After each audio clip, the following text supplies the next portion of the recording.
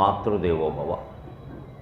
నీ హస్తముల నన్ను బెంచితివి పన్నీటన్ సుధాబిందువై. అమ్మా, నీ హస్తముల నన్ను బెంచితివి పన్నీటన్ సుధాబిందువై. నీ హస్తముల కాపుగాచితివి మున్నీటన్ మహానౌకవై. నీ హస్తముల కాపుగాచితివి మున్నీటన్ మహానౌకవై. నీ హస్తముల ఇంత చేసితివి నీ హస్తముల తీర్చిదిద్దితివి కన్నీటన్ మహాకావ్యమై. నీ హస్తముల తీర్చిదిద్దితివి కన్నీటన్ మహాకావ్యమై. నా హస్తముల జారిపోయితివి అమ్మా, నా హస్తముల జారిపోయితివి అన్యాయముగానమ్మరో. నా హస్తముల జారిపోయితివి అన్యాయముగానమ్మరో. జీవితం ఎప్పుడు చేజారిపోతుందో మనకి తెలియదు. జీవితం ప్రతి క్షణము జాగ్రత్తగా కాపాడుకుంటూనే ఉండాలి. విశ్వనాథ సత్యనారాయణ గారు కల్పవృక్షంలో ఓ మాట చెబుతారు. శ్రీరాముడు అహల్యని సంస్కరించి రాత్రిని నాతిగా చేసి మిథిలా నగరానికి వెడతాడు సీతా స్వయంవరానికి. అక్కడ శతానందుడు అంటే గౌతముడు అహల్యకు పుట్టిన కుమారుడు, అహల్య గౌతముల కుమారుడు, జనక మహారాజుకి ఆస్థాన పండితుడు, రాజగురువు లాంటి వ్యక్తి. శతానందుడు రాముడితో అంటాడు ఒక్కసారి, వాళ్ళ అమ్మ జీవితం గురించి మాట్లాడుతూ అహల్య గురించి, ఎప్పటికప్పుడే ప్రతి క్షణము జాగ్రత్త పడాలయ్యా జీవితం అంటే. ఒక క్షణం అశ్రద్ధ చేశామంటే ఏ తప్పు చేస్తామో తెలియదు అని చెబుతాడు. ఇది ఏనాటికి ఏమొగున్ తెలియదోయి రామ, ఇది ఏనాటికి ఏమొగున్ తెలియదోయి రామ. ఎన్నేండ్లుగా బ్రతుకో అన్ని సమల్ నెలల్ దినము లిప్త రక్షింపగా తుదకీ జీవితమింత శ్రేష్టమగు. ఎన్నేండ్లుగా బ్రతుకో అన్ని సమల్ నెలల్ దినము లిప్త రక్షింపగా తుదకీ జీవితమింత శ్రేష్టమగు. లేదో ఒక్క దోషముచే ఇది పాపమునంటి అట్లయగు స్వామి ఎల్లకలానకున్. లేదో ఒక్క దోషముచే ఇది పాపమునంటి అట్లయగు స్వామి ఎల్లకాలానకున్. దాని భావం ఏమిటంటే జీవితం అనేది ఎలాంటిది అని చెబుతాడు. తన తల్లి గురించి బాధపడుతూ అహల్య జీవితంలో జరిగిన పొరపాటు అందరికీ తెలుసు, కానీ ఆవిడ దాన్ని తెలుసుకుని పశ్చాత్తాపపడి మహాతపస్సు చేసింది. రామచంద్రమూర్తి దర్శనం పొందింది. మనమంతా పుణ్యాత్ములమే కావచ్చు, భగవంతుడు కనిపించాడా మనకి? ఆవిడని ఏదో దోషం చేసిందంటే అలాగా రామచంద్రమూర్తి కనిపించాడు అంటే ఆవిడలో ఏ దోషము లేదనే అర్థం. దోషం ఉన్న వాళ్ళకి రాముడు కనపడతాడా? మామూలుగా కనపడలేదు ఆయన. అహల్యకి ఎటువంటి అపరాధ భావన లేకుండా ఉండాలని మహాతపస్సు చేసింది కాబట్టి పాదాలకి నమస్కారం చేసి, అహల్య పాదాలకి నమస్కారం చేసి, నువ్వు మా అమ్మ కౌసల్యతో సమానం అన్న, నువ్వు మా అమ్మ కౌసల్యతో సమానం, మా గురుపత్ని అరుంధతీదేవితో సమానమమ్మా అన్నాడు. ఆ రకంగా మనుషుల్ని సంస్కరించాడు రామచంద్రమూర్తి. ఈవేళ రాముని యొక్క ఉద్యమం దేశమంతా ఎంత వ్యాపించిందో బాగా తెలుసు. ఈవేళ పిల్లలు గూటీ బిళ్ళ ఆడుకుంటే, క్రికెట్ ఆడుకుంటే మధ్యలో జై శ్రీరామ్ అనే నినాదాలు వినపడుతున్నాయి. అది భారతదేశం, భారతం. ఇదివరకు అనే అలవాటు లేని వాళ్ళు కూడా ఇప్పుడు కారు ఎక్కగానే వెళ్ళిపోదామనడానికి రైట్ అనట్లేదు, పోనీ అనట్లేదు, జై శ్రీరామ్. ఇంట్లో ఉన్న పిల్లాడు బయటికి ఎడుతుంటే తల్లికి జై శ్రీరామ్ అని చెబుతున్నాడు. అది భారతదేశ ప్రభావం, అది భారతదేశ ప్రభావం. ఇక్కడున్న వాళ్ళందరినీ నేను ఒకటే కోరుతున్నా, ఈ టాటాలు బైబైలు ఇవన్నీ మానేయండి, సీయు ఈ దరిద్రపు మాటలన్నీ మానేయండి. ఈ భాషే మనని చెడగొట్టింది. అసలు మీ ఇంట్లోకి మీరు వచ్చి ఎవరినైనా పలకరించినా సరే, మీరు బయటికి వెళ్ళినా సరే ఒక్కటే నినాదం భారతీయుల నోట రావాలి, జై శ్రీరామ్. అంతే. అది మన జీవననాదం కావాలి, అది నవజీవన వేదం కావాలి, అది జీవననాదం కావాలి. ఆ రామనామం, ఆ స్మరణ ఎంత గొప్పది అంటే అహల్యని సంస్కరించింది. అందుకని పాపం కొడుకు కదా, ఆయనకు ఉంటుంది చింత, తల్లికి నింద వచ్చిందని. అందుకని అంటున్నాడు ఆయన, జీవితం ఎలాంటిదంటే రామచంద్ర, ఇది ఏనాటికి ఏమగును తెలియదో ఈ రామ, ఎప్పుడు ఏమవుతుందో తెలియదయ్యా. అంచేత ఎలా ఉండాలంటే ఎన్నేండ్లుగా బ్రతుకో అన్ని సమల్ నెలల్ దినము లిప్త రక్షింపగా. ఎన్నేళ్ళు బతుకుతామో, 85 ఏళ్ళు బతికామనుకోండి ఉదాహరణకి, అన్నేళ్ళు కాపాడుకుంటూ ఉండవలసిందే. సమ అంటే సంవత్సరం అని అర్థం. విశ్వనాథ గారికి ఒక అలవాటు ఏమిటంటే ఎవ్వరూ వాడకుండా మారుమూలు ఉండిపోయిన పదాలు పనిగట్టుకు తెచ్చి పద్యాల్లో పెడతాడు. నిఘంటువు చూసుకోవలసిందే. ఏళ్ళు అంటే తెలుస్తుంది, సంవత్సరాలు అంటే తెలుస్తుంది. అన్నం నేను సమల్ అంటాను, నిఘంటువు చూసుకో లేదా మానక్ అంటాడు. అర్థం తెలియని వాడి కోసం నేను కావ్యం రాయలేదు. సంపూర్ణంగా శుభ్రంగా మామిడికాయ పప్పు, పనసపొట్టు కూర, గోంగూర పచ్చడి వేసుకుని, మళ్ళీ ఆవకాయ కూడా కలుపుకొని, ముక్కలుపులు చేసుకుని, పెరుగు వేసుకుని, అందులో మళ్ళీ ఆవకాయ బొద్దను నంచుకుని 4 బొబ్బట్లు, 3 బూరలు, కేజీ పులిహార తినగలిగిన వాడి కోసం నేను కావ్యం రాశానని చెప్పాను. ఆకలి వేసి శుభ్రంగా పరిపూర్ణమైన భోజనం చేయవలసిన వాడి కోసం నేను కావ్యం రాశాను తప్ప అర్భకుడి కోసం రాయలేదయ్యా. 2 ఇడ్లీలు ఎక్కువ, 1 ఇడ్లీ తక్కువ అనేవాడు నా కావ్యం చదవకుండా అని చెప్పాడు. మనలో చాలామందికి ఇది 2 ఇడ్లీ మనకి ఎక్కువ, 1 తక్కువ. ఏం చేయాలి? 1.5 పెట్టాలి. 1 పెడితే తక్కువ అంటాడు, 2 పెడితే ఎక్కువ అంటాడు. అది ఒక అరగంట అల్పాహారానికి ఆగలేడు, 2 ఇడ్లీలు మించి తినలేడు. మళ్ళీ గంట కాగానే ఆకలి. పూర్వం పెద్దవాళ్ళు అలా కాదు, 11ంటికి భోజనం చేసేవారు. పొద్దున్న అల్పాహారాలు లేవు అసలు, 11ంటికి భోజనం చేసేవారు. ఇకంటే రాత్రి ఎప్పుడో 7ంటికి ఇంచుమించు పలహారం, 6ంటికో 7ంటికో పలహారం. అది భోజనం కాదు, అది అలా చేసేవారు అంతే. ఇంక మళ్ళీ మర్నాడు 11. మంచి పిడిరాళ్ళలో ఉండేవాడు ఒక్కొక్క మనిషి. వాళ్ళకి అదృష్టవంతులు గుణపాలు లాంటి పిల్లలు పుట్టారు. మనకు అసలు పుట్టడమే లేదు, పైగా పుడితే గుణపాలు లేవు, గుండుసూదులే. గుణపాలు పుట్టడం ఎప్పుడో పోయింది దేశంలో, అన్ని గుండుసూదులే. ప్రతివాడు 7 నెలలో 6 నెలలో పుట్టడం ఇంక్యూబర్లో పెట్టారంట. మనకి ఏం చేస్తారు మరి పెట్టక, నెల తక్కువ సన్నాసులని వెళ్ళి అంటారు, నెల తక్కువ విధవులు అంటారు. సంస్కృతంలో తిట్లు కూడా ఉన్నాయి. మాసా వరస్త్వం ఖలు మాస పూర్వస్త్వహంతు అని. నువ్వు నెల తక్కువ వాడెవరంటే నువ్వు 2 నెలల తక్కువ వాడివారు. అలా ఈ నెల తక్కువ వాళ్ళంతా పుడుతున్నారు. ఇప్పుడు దీనికోసం ఇంక్యుబేటర్లు అంటూ మళ్ళీ వచ్చాయి. ఇక వీళ్ళు జాతిని ఏమో ఉద్ధరిస్తారో తెలుసు, వీడి జీవితాన్ని వీడు ఉద్ధరించుకోడు. అంటే పూర్వం వాళ్ళు జీవితాన్ని ఎదుర్కొన్నారంటే ముందు శుభ్రంగా తిండి తిన్నారు, ఏమీ మొహమాట పడలేదు. మానేసేటప్పుడు మానేశారు. అడ్డమైన గడ్డి బయటికి వెళ్ళి తినలేదు, శుభ్రమైన ఆహారం ఉంటేనే తిన్నారు, లేకపోతే మంచినీళ్ళు దాగి ఊరుకున్నారు. ఎప్పుడు వాళ్ళ దగ్గర ఋషుల దగ్గర కమండలో ఉన్నట్టే పూర్వం మన పెద్దవాళ్ళ దగ్గర ఎప్పుడు మరచెం పోటు ఉండేది, మంచి ఇలా తిప్పడానికి. దాంట్లోనే గ్లాసు, చాలా పెద్ద కథ అసలు. అసలు దాన్ని కనిపెట్టిన వాడికి ఇవ్వాలి నోబెల్ బహుమతి. బ్రహ్మాండంగా కనిపెట్టాడు. ప్రయాణంలో పట్టుకోవచ్చు, లోపల గ్లాసు, అందులో మళ్ళీ రాగిది, స్టీల్ది, వెండిది చాలా ఉన్నాయి. అలా నడిచేది హాయిగా. ఈ వాటర్ బాటిల్స్, ఈ గొడవలు లేవు, శుభ్రంగాను ఎవరు మంచినాడు వాళ్ళు తెచ్చుకునేవాళ్ళు, సుఖంగా ఉండేవాళ్ళు. అందుకని బతికారు.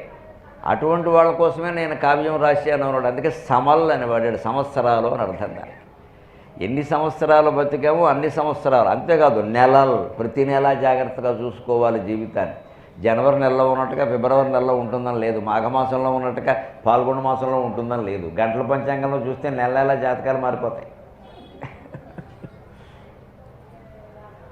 నెలలు. అంతేకాదురా దినము ప్రతిరోజు చూసుకోవాలి. అంతేకాదురా లిప్త క్షణక్షణం చూసుకోవాలి. ఎందుకు చూసుకోవాలి?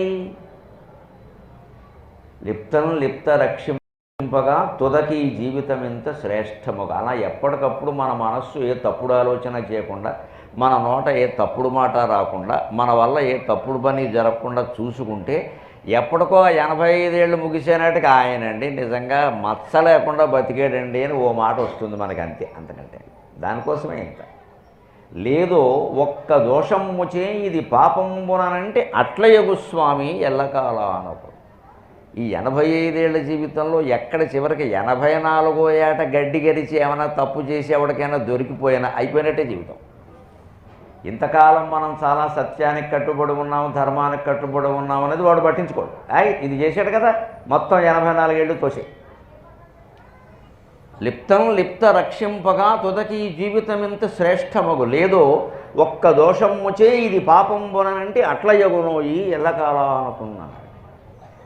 ఒక్క తప్పు ఏదైనా జరిగింది అంటే ఇక ఆ తప్పు గురించే మాట్లాడతారు జనం, మిగిలిన ఒప్పులన్నీ వదిలేశాడు. అంచేతను ప్రతిక్షణము జాగ్రత్తగా ఉండవలసిందే అంటాడు. అంత ప్రతిక్షణము జీవితం పట్ల మనం జాగ్రత్తగా ఉండాలి అంటే మన పనులు మనం చేస్తూనే ఎప్పుడూ వెంకటేశ్వర స్వామిని స్మరించడం మనస్సులో మానకూడదు.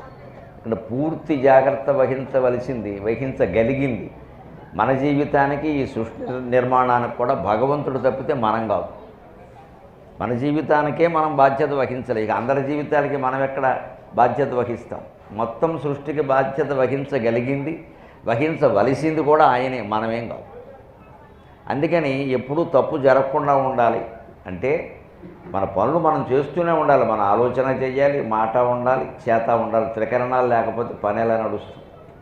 కానీ ఎప్పటికప్పుడు కాస్త విరామం వచ్చిందంటే మనస్సులో నమ శివాయ, నమో నారాయణాయ, శ్రీమాత్రే నమః, ఓం నమో వెంకటేశాయ, ఏదో ఒక భగవన్నామం అలా మనస్సులో నడుస్తూనే ఉండాలి.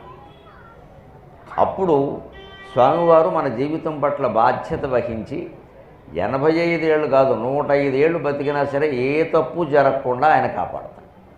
ఒకవేళ ఏదైనా గ్రహచారం కొద్దీ చేసినా అది మనల్ని ఎక్కువ బాధ పెట్టకుండా, ఏదో తక్కువలోనే తొలగిపోయేలాగా, ఎక్కువ శిక్ష లేకుండా, ఎందుకంటే దాని గురించి పశ్చాత్తాపడతాం కదా. చేసినా కూడా పాపానికి ఎప్పుడు విరుగుడు పశ్చాత్తాపం. ఎందుకంటే పశ్చాత్తాపడుతున్నాడు కాబట్టి వీడు ఈ పాపం అనుభవించాల్సిన అవసరం ఏం లేదు, దీన్ని నేను చూసుకుంటాను అని ఆయన కాపాడతాడు. ఆయన రూపాన్ని చూస్తేనే ఆ విషయం మనకు అర్థమవుతుంది. అందుకే దైవ దర్శనం చేసుకునేటప్పుడు దయచేసి కళ్ళు మూసుకోవద్దు. ఆ స్వామిని మనం చూడనిచ్చేదే, మనం చూడగలిగేదే 2-3 నిమిషాలు. ఆ 2-3 నిమిషాలు 5 నిమిషాలు ఇక్కడ కాబట్టి వీలవుతుంది. తిరుపతిలో అయితే అయిపోయినట్టే లెక్క. దర్శనం, మహాదర్శనం, లఘు దర్శనం, మహాలఘు దర్శనం. మహాలఘు దర్శనం అంటే మెడబట్టి గంటడం, అందుకంటే అసలు చూడడం అనేది ఉండదు. అలా తోసుకుంటూ వెళ్ళిపోవడమే, అంతే. ఏం చూస్తావు?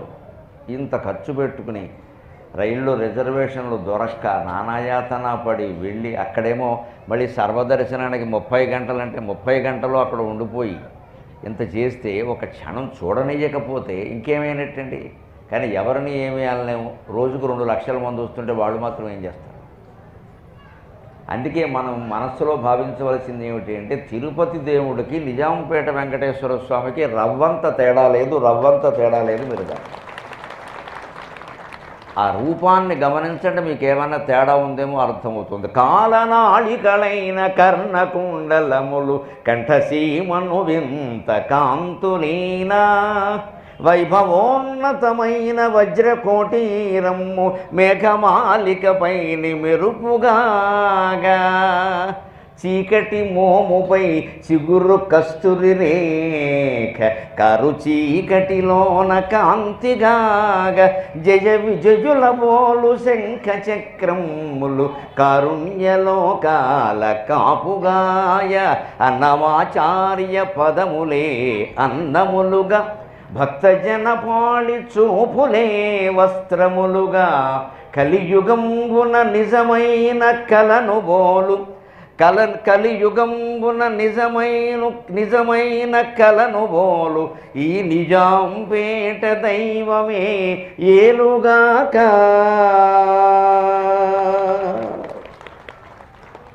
స్వామివారి రూపాన్ని ఇక్కడ పరిశీలనగా భక్తిగా చూసే అవకాశం మనకుంది.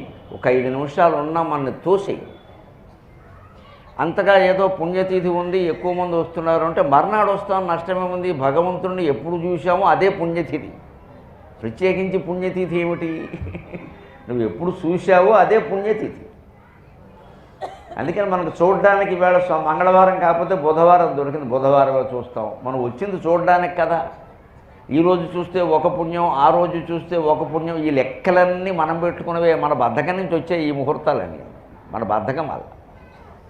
ఇంకా దీంట్లో ఇది గొప్ప, అది గొప్ప, అది గొప్ప అనడం, ఇంకా ఏదో గొప్పది ఉంటుంది. ముక్కోటి ఏకాదశి ఆ రోజు మొత్తం ముక్కు బద్దలైపోతుంది. అందరికి కూడా ముక్కు బద్దలైపోవలసిందే. ఉత్తర ద్వారమో మనమో తేలిపోవలసిందే మొత్తం. మళ్ళీ ఉత్తర ద్వారం ఉండద్దు, ఇంకా పగలగొట్టాయి. ఒకటి మీద ఒకడు ఎక్కేసి వెళ్ళిపోతారు మొత్తం. మళ్ళీ తర్వాత ఎవరో ఉండరు. అమ్మవారు అలా వేలుమంగ తాయారు, ఆయన అంతే.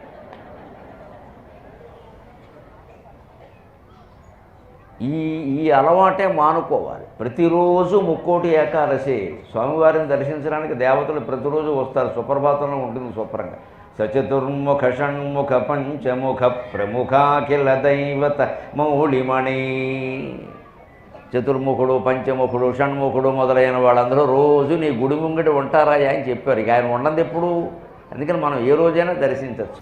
ఆ రూపాన్ని సావకాశంగా చూస్తే మనకు కలిగే భావన ఏమిటో ఇక్కడ ఇష్టదైవం కావ్యంలో ఈ పద్యంలో చెప్పాను నేను. కాలనాళికలైన కర్ణకుండలములు కంఠసీమను వింత కాంతులీనా. స్వామివారికి మకర కుండలాలు ఉంటాయి, ప్రత్యేకతది. అంటే మొసలి ఆకారంలో కుండలాలు ఇలా ఊగుతూ ఉంటాయి. దానికి ఆముక్తమాల్యదలో కృష్ణదేవరాయలు చెబుతాడు, మకర కుండలాలు స్వామి ఎందుకు ధరిస్తాడు అంటే, మకరం అంటే ఎక్కడుంటుందండి? సముద్రంలో ఉంటుంది, నదుల్లో ఉంటుంది.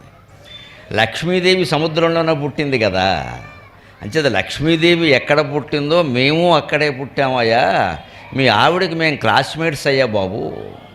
మీ లక్ష్మీదేవి మేము కలిసి ఓ చోట పుట్టాం.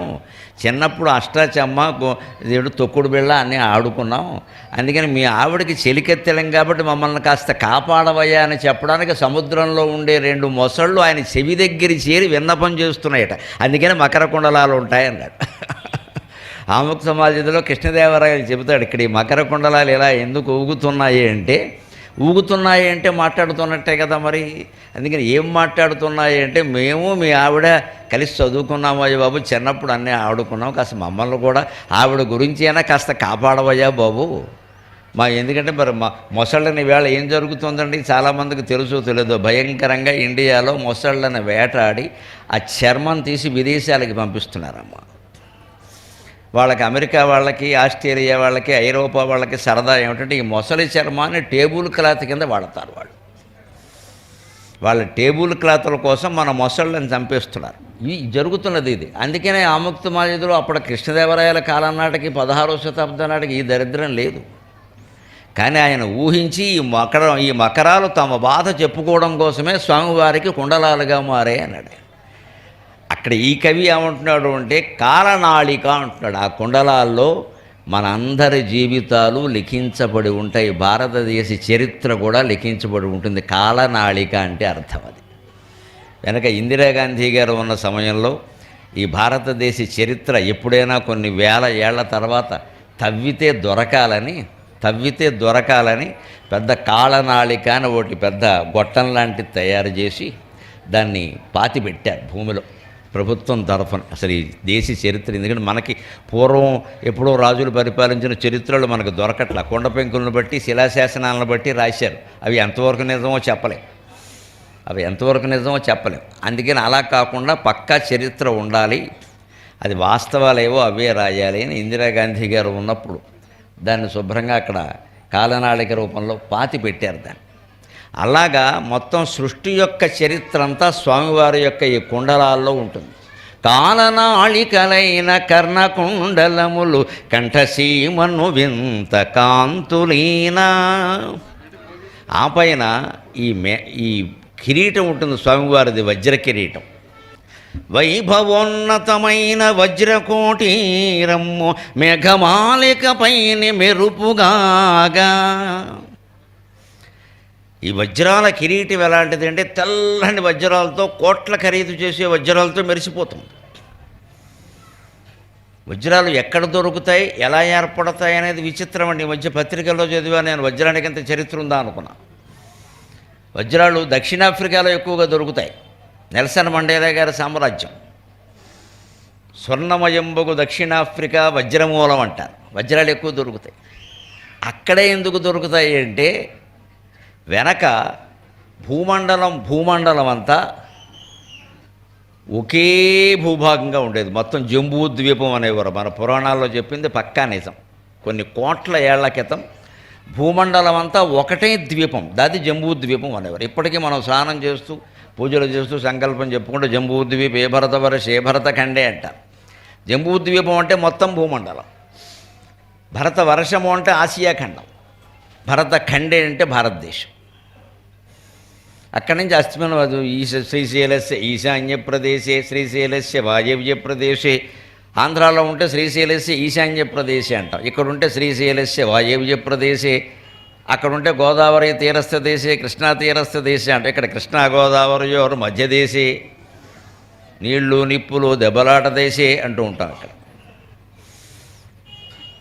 కృష్ణానదికి గోదావరి నదికి మధ్యలో ఉన్నాం, తెలంగాణలో ఉంటే అర్థం అది. ఇవి చెప్పుకుంటాం, ఇది సంకల్పం అంటారు దీన్ని.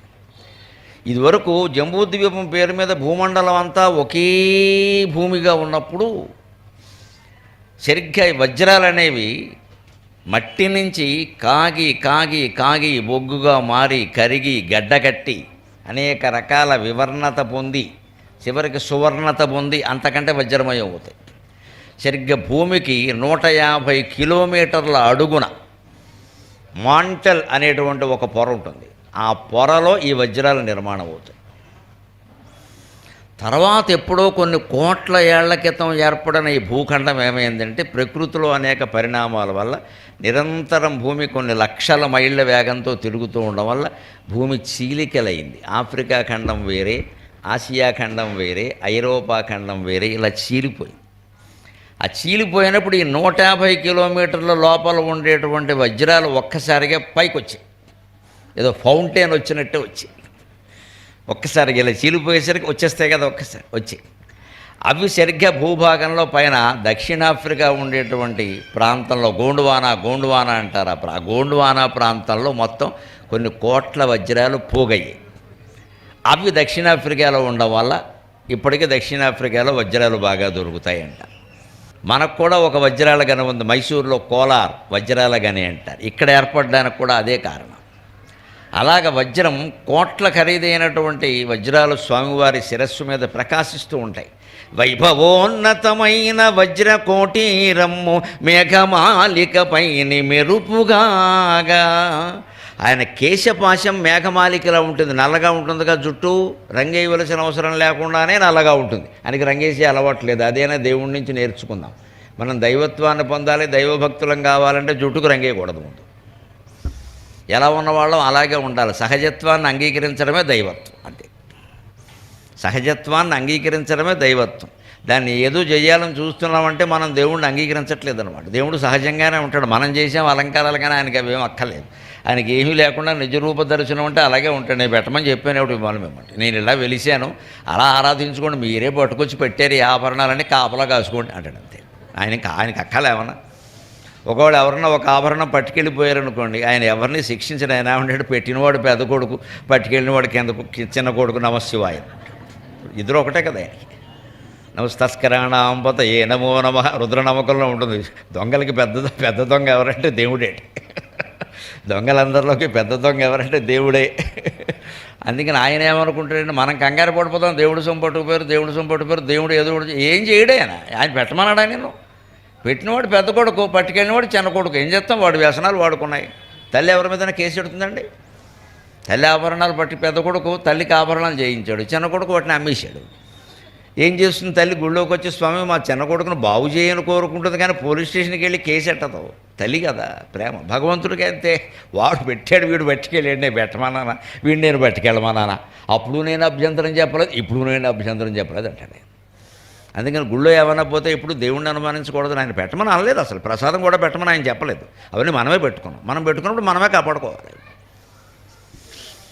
కానీ ఆయన ఇచ్చే సందేశం ఏమిటి అంటే, నల్లని నా కేశపాశం మీద వజ్ర కిరీటం మేఘమాలికలమైన మెరుపుల, మేఘాల్లో మెరుపు తెల్లగా మెరుస్తూ ఉంటుంది కదా, అలాగే మీ జీవితాలు కూడా నల్లబడ్డాయని మాడిపోయాయని అనుకోకుండా మీ ప్రతిభ ఒక మెరుపులా మెరుస్తుంది. ఖచ్చితంగా కృషి చేయండి, కృషి చేయండి. నల్లటి కేశపాసం మీద తెల్లటి వజ్రాల కిరీటం మెరుపులా మెరిసినట్టే మీలో ఉండే ప్రతిభ కూడా మెరుస్తుంది. ఖచ్చితంగా ఆ ప్రతిభ కోసం చదవండి, కృషి చేయండి. ఏ పని చేస్తున్నారో దాన్ని శ్రద్ధగా చేయండి. చిన్న వంట పని చేసినా, పంట పని చేసినా, చివరికి పెంట పని చేసినా శ్రద్ధగా చేయాలి. పెంట కుప్ప తీయాలి, శ్రద్ధగానే చేయాలి. మరి దానికి ముక్కు గుడ్డ కట్టుకునేది కట్టుకోవాలి, కాళ్ళకి ఏవో పెట్టుకోవాలి, చేతులకు ఏవో పెట్టుకోవాలి, చెయ్యాలి. మనకు రోగం రాకూడదు కదా, కానీ తీయాలి. ఆ తీసిన తర్వాత ఆ నేల అలా ఉంటుంది. అబ్బా, ఇంత శుభ్రంగా ఉండేదా నేల, మనమే పాడు చేసుకున్నాం అని ఆ నేలను చూస్తే ముద్దు వస్తుంది. నిజంగా ఆ పెంట అక్కడి నుంచి తీసేసాక మన జీవితాలు, మన మనస్సులో ఉండే కల్మషాలను కూడా అలాగే ఎప్పటికప్పుడు ఏరేయాలి, తీసి పారేయాలి. మన మనస్సును మనమే పరిశీలించుకుని ఏం ఆలోచన చేస్తున్నాం, తప్పు ఆలోచన, మంచి ఆలోచన, జీవితం బాగుపడ్డానిక పాడైపోవడానిక అని ఆలోచిస్తే ఎప్పటికప్పుడే దోషాలు తొలగిపోతాయండి. వాటిని అశ్రద్ధ చేసేస్తూ ఉంటాం మనం. అంతఃకరణ చెప్పినట్టుగా ఉంటే ఎవ్వరూ తప్పు చేయరు. అంతఃకరణ చెప్పినట్టు మనం సోమవారం సంతఃకరణ ఒకటి ఉంటుంది మనకి, ఆదివారం సంతఃకరణ, బయట అంతహా ఉండదు. ఇక్కడ సంతలో మాటలన్నీ వింటాం మనం, అంతహా మాటలు వినం మనం. మన అంతఃకరణ ఎప్పుడూ మనకి తప్పు చెప్పదు. తప్పు చేస్తున్నామని చెబుతుంది ఖచ్చితంగా. దాని వల్ల పర్వాలేదు, పైగా ఎంతోమంది చేస్తే తప్పు ఒప్పు అయిపోతుందా? ఎంతమంది చేసినా తప్పే, ఒక్కడే చేసినా ఒప్పే.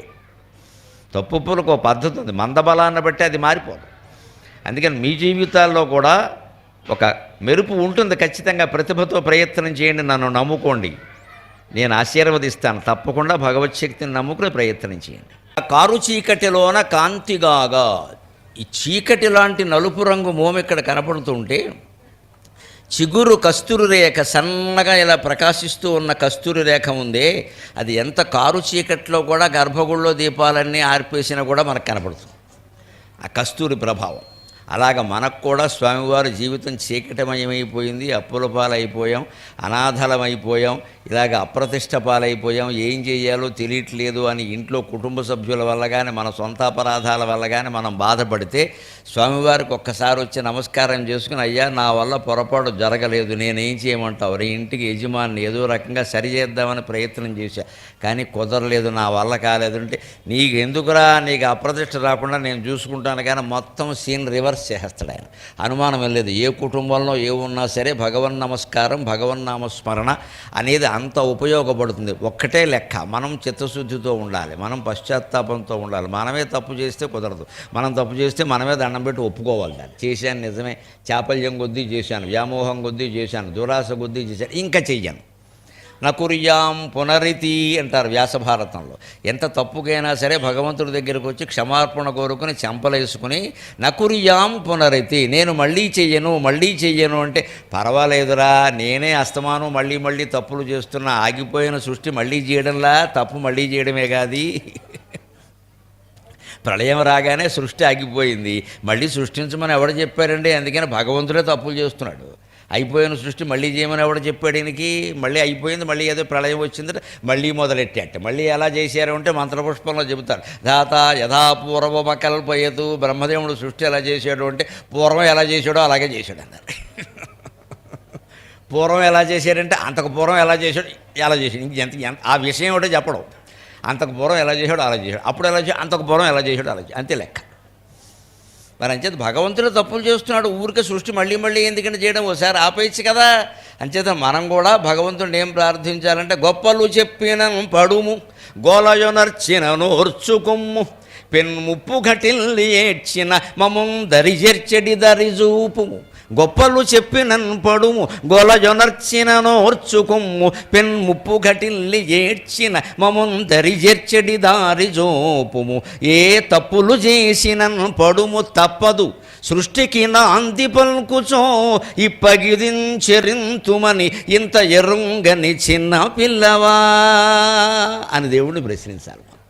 ఈ సృష్టికి నాంది పలికేటప్పుడు ఈ మనుషులు ఇలాగే ఉంటారు, చేసిన తప్పులు చేస్తూ ఉంటారు, గొప్పలు చెబుతూ ఉంటారు, గోలు చేస్తూ ఉంటారని తెలీదా? మేమైనా మహాపతివ్రతల్లో ఉంటామని అనుకున్నాం. ఇక్కడ ఎందుకుంటామో మా వేషాలు మాకున్నాయి ఇక్కడ.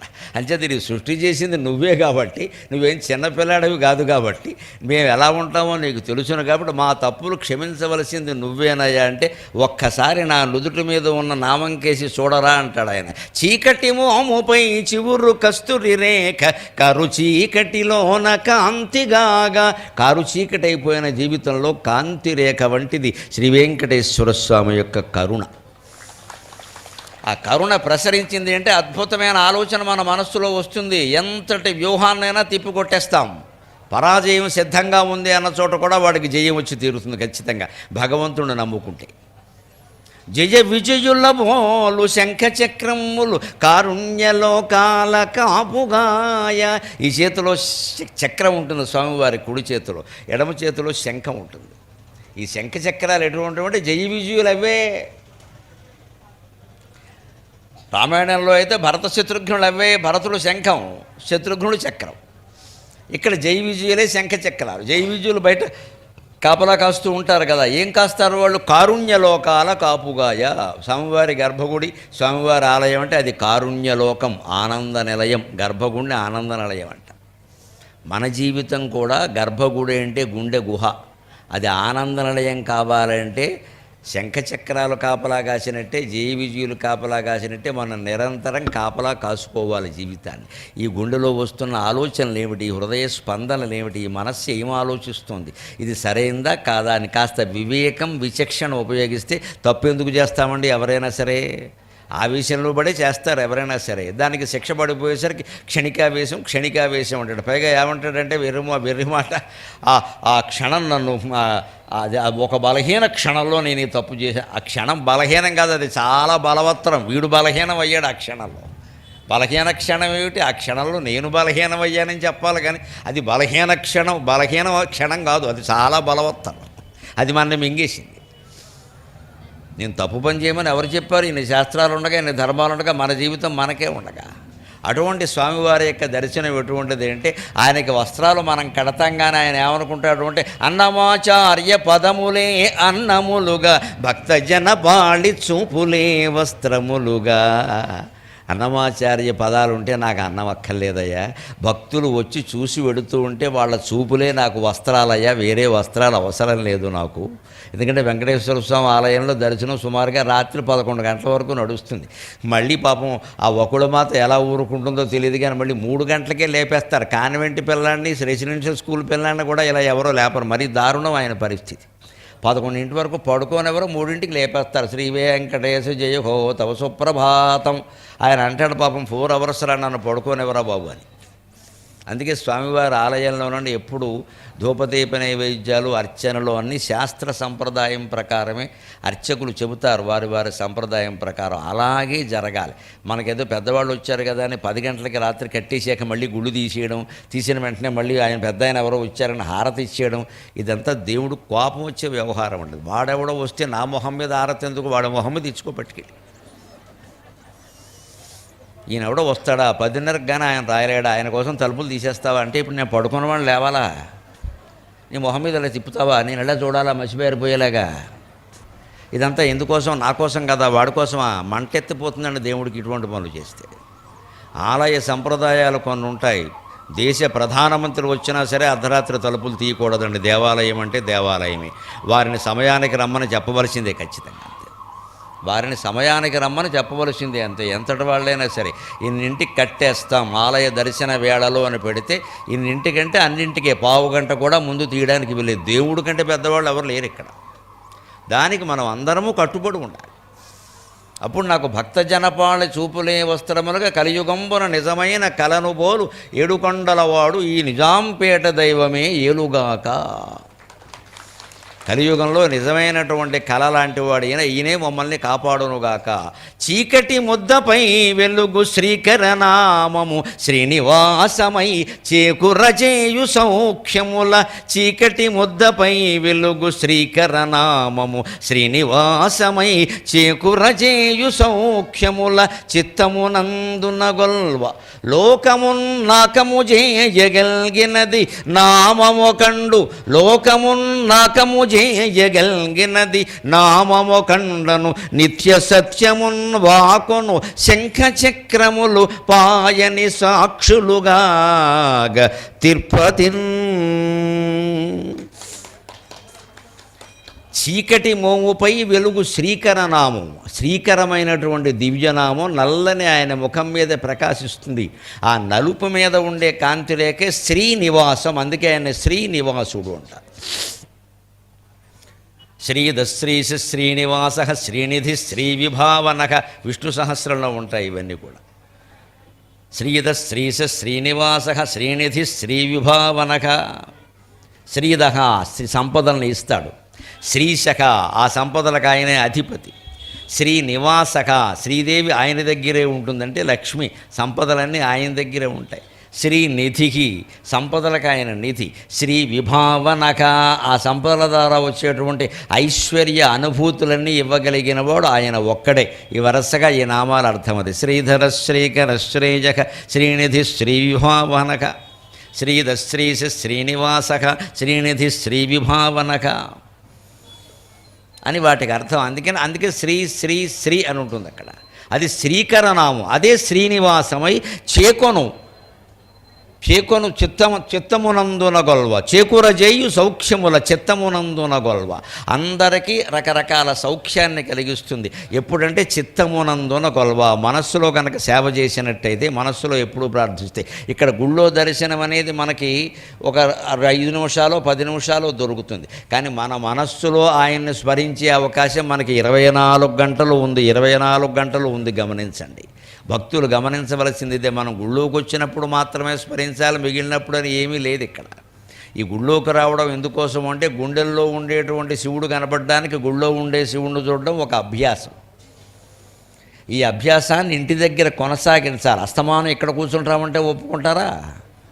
మన ఇంట్లో మన స్వేచ్ఛ. మనకి పూజా మందిరాలు ఉన్నాయి, అక్కడ దేవుణ్ణి పెట్టుకున్నాం కదా, అన్ని రకాల దేవతల్ని పెట్టాం కదా. అక్కడ చేయి కూర్చుని ఎంతసేపు అయినా ఇబ్బంది లేదు, 3 గంటలు కూర్చో, వద్దన్నది ఎవరు? అందుకని చేకూర చేయు సౌఖ్యముల చిత్తమునందు నగొల్వ, లోకమున్నాకము చేయగలిగినది నామమోకండు అను నిత్య సత్యమున్. ఈ లోకాన్ని మొత్తం స్వర్గం చేయాలంటే భగవంతుని నామం ఒక్కటి చాలు, మరేమీ అవసరం లేదు. ఈ లోకాన్ని మొత్తం నాకము అంటే స్వర్గం. ఎప్పుడు స్వర్గం అంటే ఏమిటండి? వ్యాసభారతంలో చెబుతారు, స్వర్గంలో ఎప్పుడూ పూలు వాడిపోవుట, అవి వికసించడమే తప్పితే వాడిపోవడం ఉండదట. గోవులు 24 గంటలు పాలిస్తూ ఉంటాయట స్వర్గంలో. ఎప్పుడు వసంత ఋతువే ఉంటుందట స్వర్గంలో, శిశిర ఋతువు గ్రీష్మ ఋతువు ఉండవుట. ఎందుకు ఉంటుంది అంటానికి వ్యాస భగవానుడు భారతంలో ఏమంటాడు? నిత్యతుష్టాబభూవుశ్చ సర్వే దేవతాః అంటారు. అక్కడ ఉండే ప్రజలు నిత్య సంతుష్టులై ఉంటారయా, అందుకని స్వర్గం అలా ఉంది అని చెప్పాడు. అంటే స్వర్గాన్ని మన దగ్గరికి దించచ్చు మనం. మన మనస్సుల్లో సంతృప్తి ఉంటే స్వర్గం ఇక్కడే ఉంటుందండి, ఎక్కడ ఉండదు. ఖచ్చితంగా సంతృప్తి ఉండాలి, సంతృప్తి ఉండాలి. ఉన్నది చాలు, ఉన్నది చాలు, ఉన్నది చాలు, ఇంకా రూపాయి నాకు అవసరం లేదు అని సంతృప్తి ఎక్కడ ఉందో అక్కడ స్వర్గం దిగుతుంది ఖచ్చితంగా. ఇవాళ మన అందరి బతుకుల్లో దుఃఖం ఎందుకు ఉంటుందంటే సంతృప్తి లేదు మనకి. పిల్లాడికి 25కి 20 మార్కులు వచ్చినా సరే తల్లిదండ్రులకు సంతృప్తి లేదు. Why didn't you get 25 out of 25 అంటాం ఇక్కడ.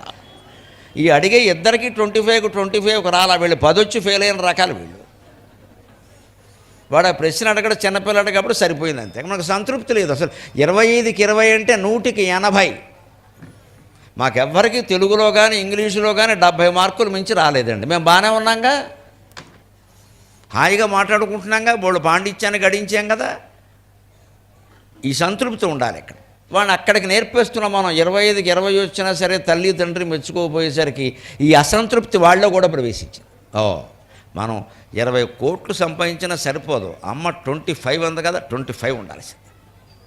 ఆలోచన పిల్లలకి అక్కడికే వస్తుందండి. మన మాటలను బట్టే వాళ్ళు నేర్చుకుంటారు. పిల్లలు మనం చెప్పినట్టు చేయరమ్మా, మనం చేసినట్టు చేస్తారు ఖచ్చితంగా. నాకు 25 వస్తే నీకు 20 వస్తే నీకు సరిపోలేదు 25 అన్నావు. అంచేత నేను ఇవాళ సంపాదించినా కూడా నాకు 25 కావాలి, 20 సరిపో. అందుకని మీ ఎవరిని నాకు పోషించే ఓపిక లేదు, పండి ఓల్డేజ్ హోమ్లోకి పండి అని భారతలు అంతే. మరి నేను 25 కోట్లు సంపాదించాలంటే మీరు అందరూ ఉంటే ఉంటే కుదరదు ఇక్కడ. అంటే మన పిల్లల పెంపకంలో చిన్నతనంలోనే శ్రద్ధ వహించాలి, వాళ్ళకి అత్యాశలు నేర్పకూడదు. వాడే ఒకవేళ ఏదైనా స్థాయికి మించిన కోరితే నాన్న మన స్థాయి అంతటిది కాదు, మనకది రాదమ్మా, ఏమనుకోవద్దు, అంత స్థాయి వచ్చా కొనుక్కోను అంతే. ఎందుకంటే పక్కవాళ్ళు వాడుకుంటుంటే అడుగుతారు సహజంగా, వాళ్ళ అబ్బాయి ఏదో పెద్ద బాక్స్ తెచ్చుకున్నాడు, అది అమెరికా నుంచి తెచ్చాడు, నాకు అలాంటిది కావాలి. మనం వాడిది అమెరికా, మనం అంబాజీపేటలో ఉన్నాం ఇక్కడ, మనకి ఇక్కడ దొరకదు, దొరికినా పెద్ద ఖరీదు, మనం కొనలేము. ఎక్కడ కొంటారు? కూలీ నాలి చేసి చదివిస్తున్నారు ఈవేళ చాలామంది పిల్లల్ని ఇంగ్లీష్ మీడియంలో. కూలి పని చేసుకునే వాళ్ళు కూడా, పని మనుషుల పిల్లలు కూడా ఇంగ్లీష్ మీడియంలో చదువుతున్నారు. వాళ్ళు 10 ఏళ్లలో పని చేస్తే కానీ ఆ ఫీజే కట్టలేరు వాళ్ళు. ఇంక ఇవన్నీ ఎక్కడి నుంచి వస్తాయి?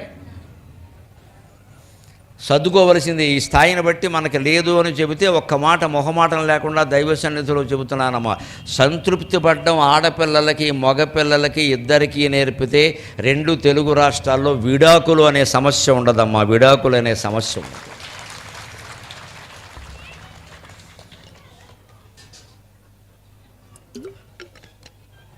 ఆ సంతృప్తి పడడం అనేది చిన్నతనంలోనే నేర్పాలి, ఆడ మగ భేదం లేకుండా. ఉన్నది చాలు, పెట్టింది చాలు, అడక్క. అదే పద్ధతిలో పెరుగుతారు, రేపు పెళ్ళయ్యాక కూడా అలాగే ఉంటారు, ఉన్నది చాలు. చిన్నప్పుడు తల్లిదండ్రులు గారాబం చేసి ఆడపిల్లల్ని మగపిల్లల్ని అడిగిందల్లా ఇచ్చేస్తూ ఉంటే అదే మనస్తత్వం వస్తుంది ఖచ్చితంగా. రేపు భర్త అయినా భార్య అయినా అడిగింది ఇవ్వాల్సిందే, లేకపోతే గొడవ.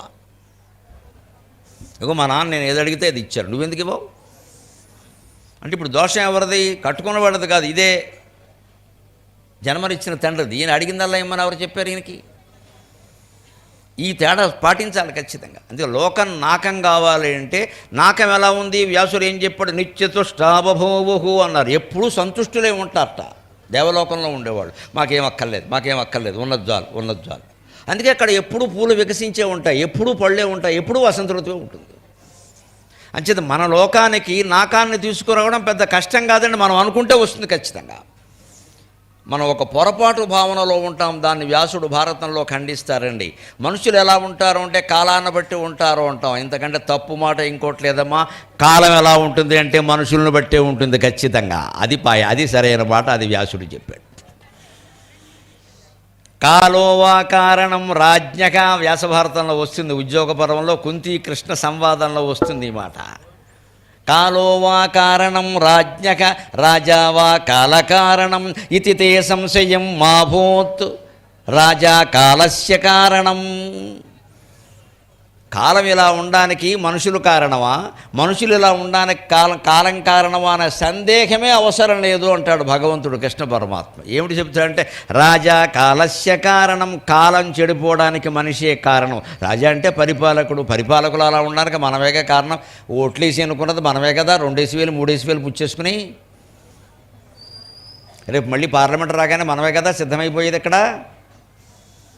మరి అలాంటి మనుషుల్ని ఎన్నుకున్నది మనమే కదండి. అంచేత వాళ్ళు అలా ఉండడానికి మనం కారణం, మనం ఎలా ఉండడానికి మన బుద్ధి కారణం. ఇంక కాలాన్ని కూడా కలికాలం అమ్మ, కలికాలమే లేదు, మొత్తం చలికాలం అంతా నీ ఇంట్లో ఉంది అక్కడ. ఈ కలికాలం మాట ఎందుకు వస్తుందంటే ఎస్కేపిజం, తప్పించుకోవడానికి. కృతయుగం, త్రేతాయుగం, ద్వాపర యుగం, కలియుగం ఇదంతా మనం చేసుకున్నదండి. ఋషులేం గీతలు గీయలేదండి ఎక్కడాను, ఇదంతా మనం చేసుకున్నదే. దాంట్లో పైగా చేసుకుని మనం ఏం చేసేస్తున్నాం అంటే ఇలాగే ఉంటుంది కలికాలం అంటే ఇంక అడ్జస్ట్ అయిపో, ఈ అవినీతికి, ఈ దుర్మార్గానికి, ఈ గొడవలకి సర్దేసుకో. ఏం సర్దేసుకుంటావు పీకలు తెగిపోతుంటే? మనం మారాలి, సమాజం మారేలా చూడాలి. అదే భగవత్ చైతన్యం అంటే. ఆధ్యాత్మికత అంటే చేత కాకుండా కూర్చోవడం కాదమ్మా, అదొక విప్లవం, అదొక దీప్తి, అదొక చైతన్యం. ఆ చైతన్యం కోసమే ఈ జీవుడు నానా యాతనలు పడి మాట్లాడుతున్నాడమ్మా. దయచేసి అర్థం చేసుకోండి. చైతన్యం రావాలి మనుషులు. నీ జీవితానికి నువ్వు బాధ్యత వహించాలి. కాలాన్ని ఎందుకంటావు? జాతకాలను ఎందుకంటావు? ఎవరినో ఎందుకంటావు? ఒక్కోసారి కోపం వస్తే కన్న తల్లిదండ్రులే అంటావు, మా మేలా పుట్టించిందని. అమ్మ తప్పు చేసిందా? ఏ అమ్మ తప్పు చేసి పుట్టిస్తుందండి? ఏ కొడుకుతో ఏ తండ్రి తప్పు చేసి పుట్టిస్తాడండి? మనం తోసేస్తాం అంతే. ఎందుకంటే మన తప్పు మనం ఒప్పుకోవడం ఇష్టం లేక. అదే చెబుతున్నాడు వ్యాసుడు. మనుషులే కాలానికి కారణం, కాలం ఇలా ఉండడానికి మనుషులే కారణం, మనుషులు ఇలా ఉండడానికి కాలం కారణంగా. మన మనస్సును మార్చుకుంటే లోకమంతా మారుతుందమ్మా, లోకమంతా మారుతుంది. మనం మారితే ప్రపంచం అంతా మారుతుంది. స్వీయ పరివర్తనే విశ్వ పరివర్తన. నువ్వు ఒక్కడివి మారు ముందు, అసలు నీకు మారడం ఇష్టం లేదు. ఇష్టం లేక ఏమంటావు, కలికాలం ఇలాగే వాడు చెప్పాడు, నీ బాబు చెప్పాడు, నీ తాత చెప్పాడు, ఎక్కడ ఇలాగే ఉంటుందని ఎక్కడ చెప్పలా. అలా ఉండమని నీకు చెప్పలేదు ఇక్కడ. నువ్వు ఇంకోలా ఉండొచ్చు ఖచ్చితంగా. నువ్వు మనస్సులో స్థిరమైన సంకల్పం చేసుకుంటే, అసలు మన మనస్సు కంటే బుద్ధికి ప్రాధాన్యం ఇస్తే బాగుంటుందండి జీవితం. బుద్ధి నిశ్చయంగా ఆలోచిస్తుంది.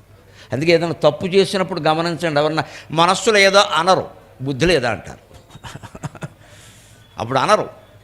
మనస్సు లేదా అని ఎప్పుడంటే పసిపిల్లలు గిల్లీసి రెక్కేసి కుట్టేసేవనుకో, మానవత్వం లేదా, మనస్సు లేదా అంటారు. అది వేరు. తప్పు పని చేస్తే బుద్ధి లేదా అంటారు. అంటే ఒక తప్పుడు ఆలోచన మనస్సులో వస్తుంది, అది సహజమండి, దానికి కంగారు పడక్కలా. చాలా ఆలోచనలు వస్తాయి, ఏ మనిషికైనా వస్తాయి. ఆలోచన రాకైనా నాకు ఇలాంటి ఆలోచనలు వస్తున్నాయి. ఆలోచన అంటే గాలి ఒక రకంగా ఉంటుందా? ఇప్పుడు మనం అందరం ఇక్కడ లేవనుకోండి, ఇక్కడ వీస్తున్న గాలి అంతా చాలా స్వచ్ఛంగా ఉంటుందండి, హాయిగా. మనం ఇక్కడ మొత్తం ఇన్ని వేల మంది పోగైపోయాము. అక్కడ గాలిలో తేడా వస్తుందమ్మా ఖచ్చితంగా. అంతే, గాలి ఎలా ఉండడానికి మనం కారణంగా తెలిసిపోయింది కదా. మనం అలా ఉండడానికి గాలి కారణం కాదండి. గాలి ఎలా ఉండడానికి మనమే కారణం. అంచేత కాలం ఎలా ఉండడానికి మనమే కారణం. మనం బాగుంటే బాగుంటుంది. అది ఇంత ఇరుగ్గా ఉన్న చోట కూడా కూర్చోవడం ఇబ్బంది అయితే, నీకు నిజంగా గాలి కావాలంటే బయటికి వెళ్ళి హాయిగా అక్కడ నుంచోవచ్చు, అక్కడ కూడా వినపడుతుంది. గాలి పీల్చొద్దని నేను ఎవరూ అనలేదు, నీ నిర్ణయం నువ్వు తీసుకోవచ్చు. ఎంత కుళ్ళిపోయిన సమాజంలో కూడా మనం స్వామివారి యొక్క పాదపద్మాల రూపంలో ఉండే పద్మంగా అవతరించచ్చమ్మా. బురదలోంచే పద్మం పుడుతుంది, బురదలోంచే పద్మం పుడుతుంది. స్వచ్ఛమైన నేల మీద తారు రోడ్డు మీద పద్మాలు పుట్టవు, బురదలోంచే పద్మం పుడుతుంది. కుటుంబంలో ఎంతమంది దెబ్బతిన్నా, సమాజంలో ఎంతమంది దెబ్బతిన్నా, మన తరగతి గదిలో ఎంతమంది సన్నాసులున్నా మనం బ్రహ్మాండంగా ప్రకాశించవచ్చు. వాళ్ళ గురించి వంక పెట్టాల్సిన పని లేదు. లోకాన్ని నాకం చేయడం మన చేతుల్లో ఉంది. స్వామివారిని నమ్ముకుంటే ఆయన ఆశీర్వచనం లభిస్తుంది. మంచి సమాజం కోసం కృషి చేసేవాడికి ఎప్పుడు భగవంతుని యొక్క ఆశీస్సులు ఉంటాయి, భగవంతుని ఆశీస్సులు ఉంటాయి. నువ్వు వెళ్ళరా, నీకు ఎందుకు నేను చూసుకుంటానని చెబుతాడు. లోకము నాకము చేయగలిగినది నామము కండను, నిత్య సత్యమున్ వాకొను, శంఖ చక్రములు పాయని సాక్షులుగా తిరుపతిన్. ఈ లోకాన్ని మొత్తం స్వర్గంగా మార్చగలిగింది భగవన్నామం అని చెప్పడం కోసమే ఈ చేతిలో చక్రం, ఈ చేతిలో శంఖం ఉంటాయండి స్వామివారికి అన్నాడు. అటువంటి స్వామివారిని మనం సేవిస్తూ ఉన్నాం ఖచ్చితంగా. ఆయన మన జీవితాలని కాపాడాలంటే ఒకటే, చేయెత్తి మ్రొక్కుచుంటిని వాయెత్తిన ఎంత నీవే పలుకగవలయున్. చేయెత్తి మ్రొక్కుచుంటిని వాయెత్తిన ఎంత నీవే పలుకగవలయున్. సాయమ్ము రమ్ము దేవా, సాయమ్ము రమ్ము దేవా, నాయమ్ములు చాలవయ్యా నవయుద్ధమునన్. జీవితంలో ఆపద వచ్చినప్పుడు చేయవలసిన ప్రార్థన ఇది. ఇష్టదైవం కావ్యంలో రాశాను. ఆపద వస్తే ఎలా మాట్లాడాలి. నాకు మళ్ళీ మీరు పద్యం చెప్పలేకపోవచ్చు, మాట చెప్పగలరుగా, మాటకి ఇబ్బంది ఏముంది, భావం తెలుసుకుంటే అయిపోయాయి.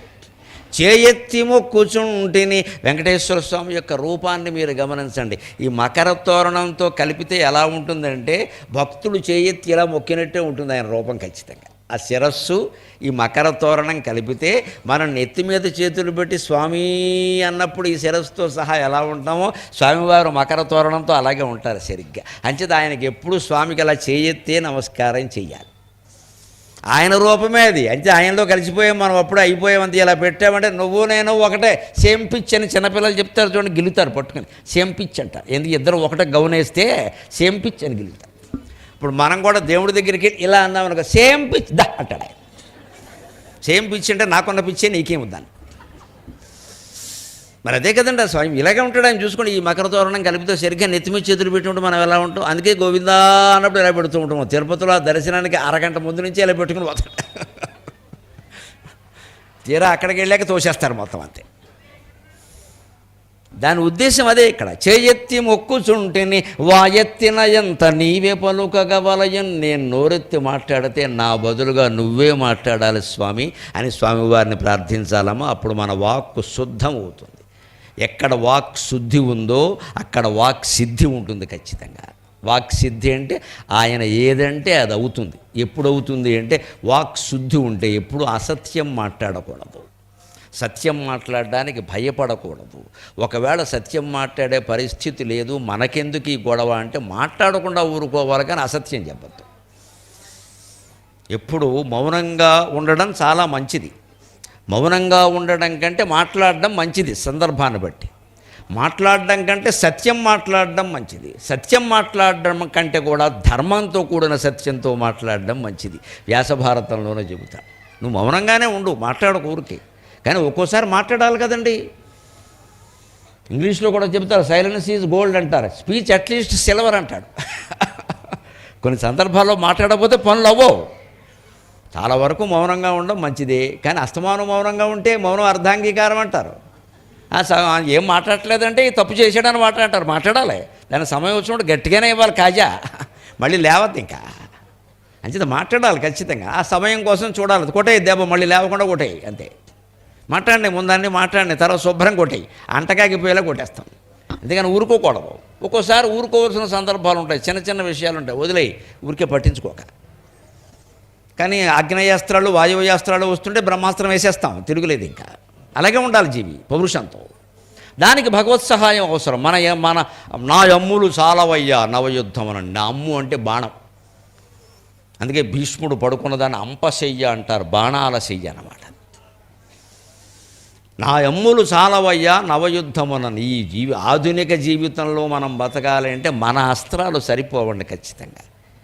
ఎన్నింటికి లైన్లో నిలబడతాం, ఎన్నింటికి డబ్బులు సంపాదిస్తాం, అసలు ఈ ఖర్చులకు అవసరమైన డబ్బులన్నీ ఎక్కడొస్తే ఆడ మగ ఇద్దరు నానాయాతనలు ఇప్పుడు ఉద్యోగాలు చేస్తుంటే ఇద్దరు పిల్లలకి ఫీజు కట్టడం కష్టంగా ఉందండి ఇక్కడ. ఆ వచ్చే డబ్బుతో ఫీజు ఎల్కేజీకి ₹1,00,000, బెంగళూరులో అయితే 3 లక్షలట. నేను మొన్న బెంగళూరు వెళ్ళినప్పుడు ఎవరో ఇలాగే కారులో తీసుకెడుతూ ఎల్కేజీ 3 లక్షలు అన్నాడు. పెందరాళ్ళు హైదరాబాద్ పంపి వెళ్ళిపోతానని చెప్పాను. అసలు మాట వినడానికే భయం. ఎల్కేజీకి 3 లక్షలు అంటే ఎల్కేజీ అక్షరానికి 1,00,000. వీడు ఇంత చేసే డైపర్ తప్పితే ఏమీ లేదు వాడికి అక్కడ. వాడికి నేర్పేది A for apple, B for bat అంటే ఒక్కోదానికి 1,00,000.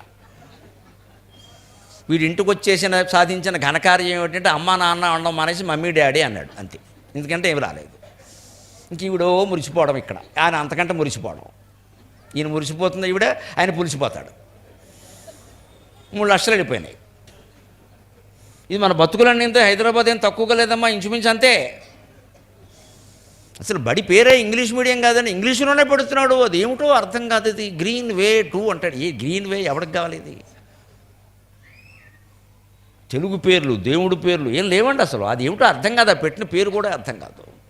అక్కడే మనం చేర్పిస్తాం పట్టుకెళ్ళి. ఇన్ని లక్షలు ఖర్చు పెడతాం, దీనికోసం నానాయాతన పడతాం. ఆఫీసులో అడ్డమైన గడ్డి తింటాం. అడ్డమైన గడ్డి అంటే లంచం. అసలు అన్నం తింటే అన్నం, అడ్డమైన గడ్డి తింటాం. ఆ గడ్డి కూడా అడ్డమైన గడ్డి, మళ్ళీ మామూలు గడ్డి కాదు. ఎందుకని? పిల్లల ఫీజులు అంటే ఎవరు ఇంత ఫీజు కట్టి ఎవరు చేర్పించమన్నారు? వేరే పాఠశాలలు లేవా? సరస్వతి శిశు మందిరం వారు ఉంటారు, చాలా తక్కువ ఫీజులకు చెప్తారు. మనం చేర్పించా, అబ్బాయి వద్దు సరస్వతి పూజ చేసేద్దాం, ఈ స్కూల్లోకి వెళ్ళిపోతాం అంతే. పూజకి సరస్వతి కావాలి, జాయిన్ అవ్వడానికి మాత్రం సరస్వతి శిశు మందిరం పనికిరాదు.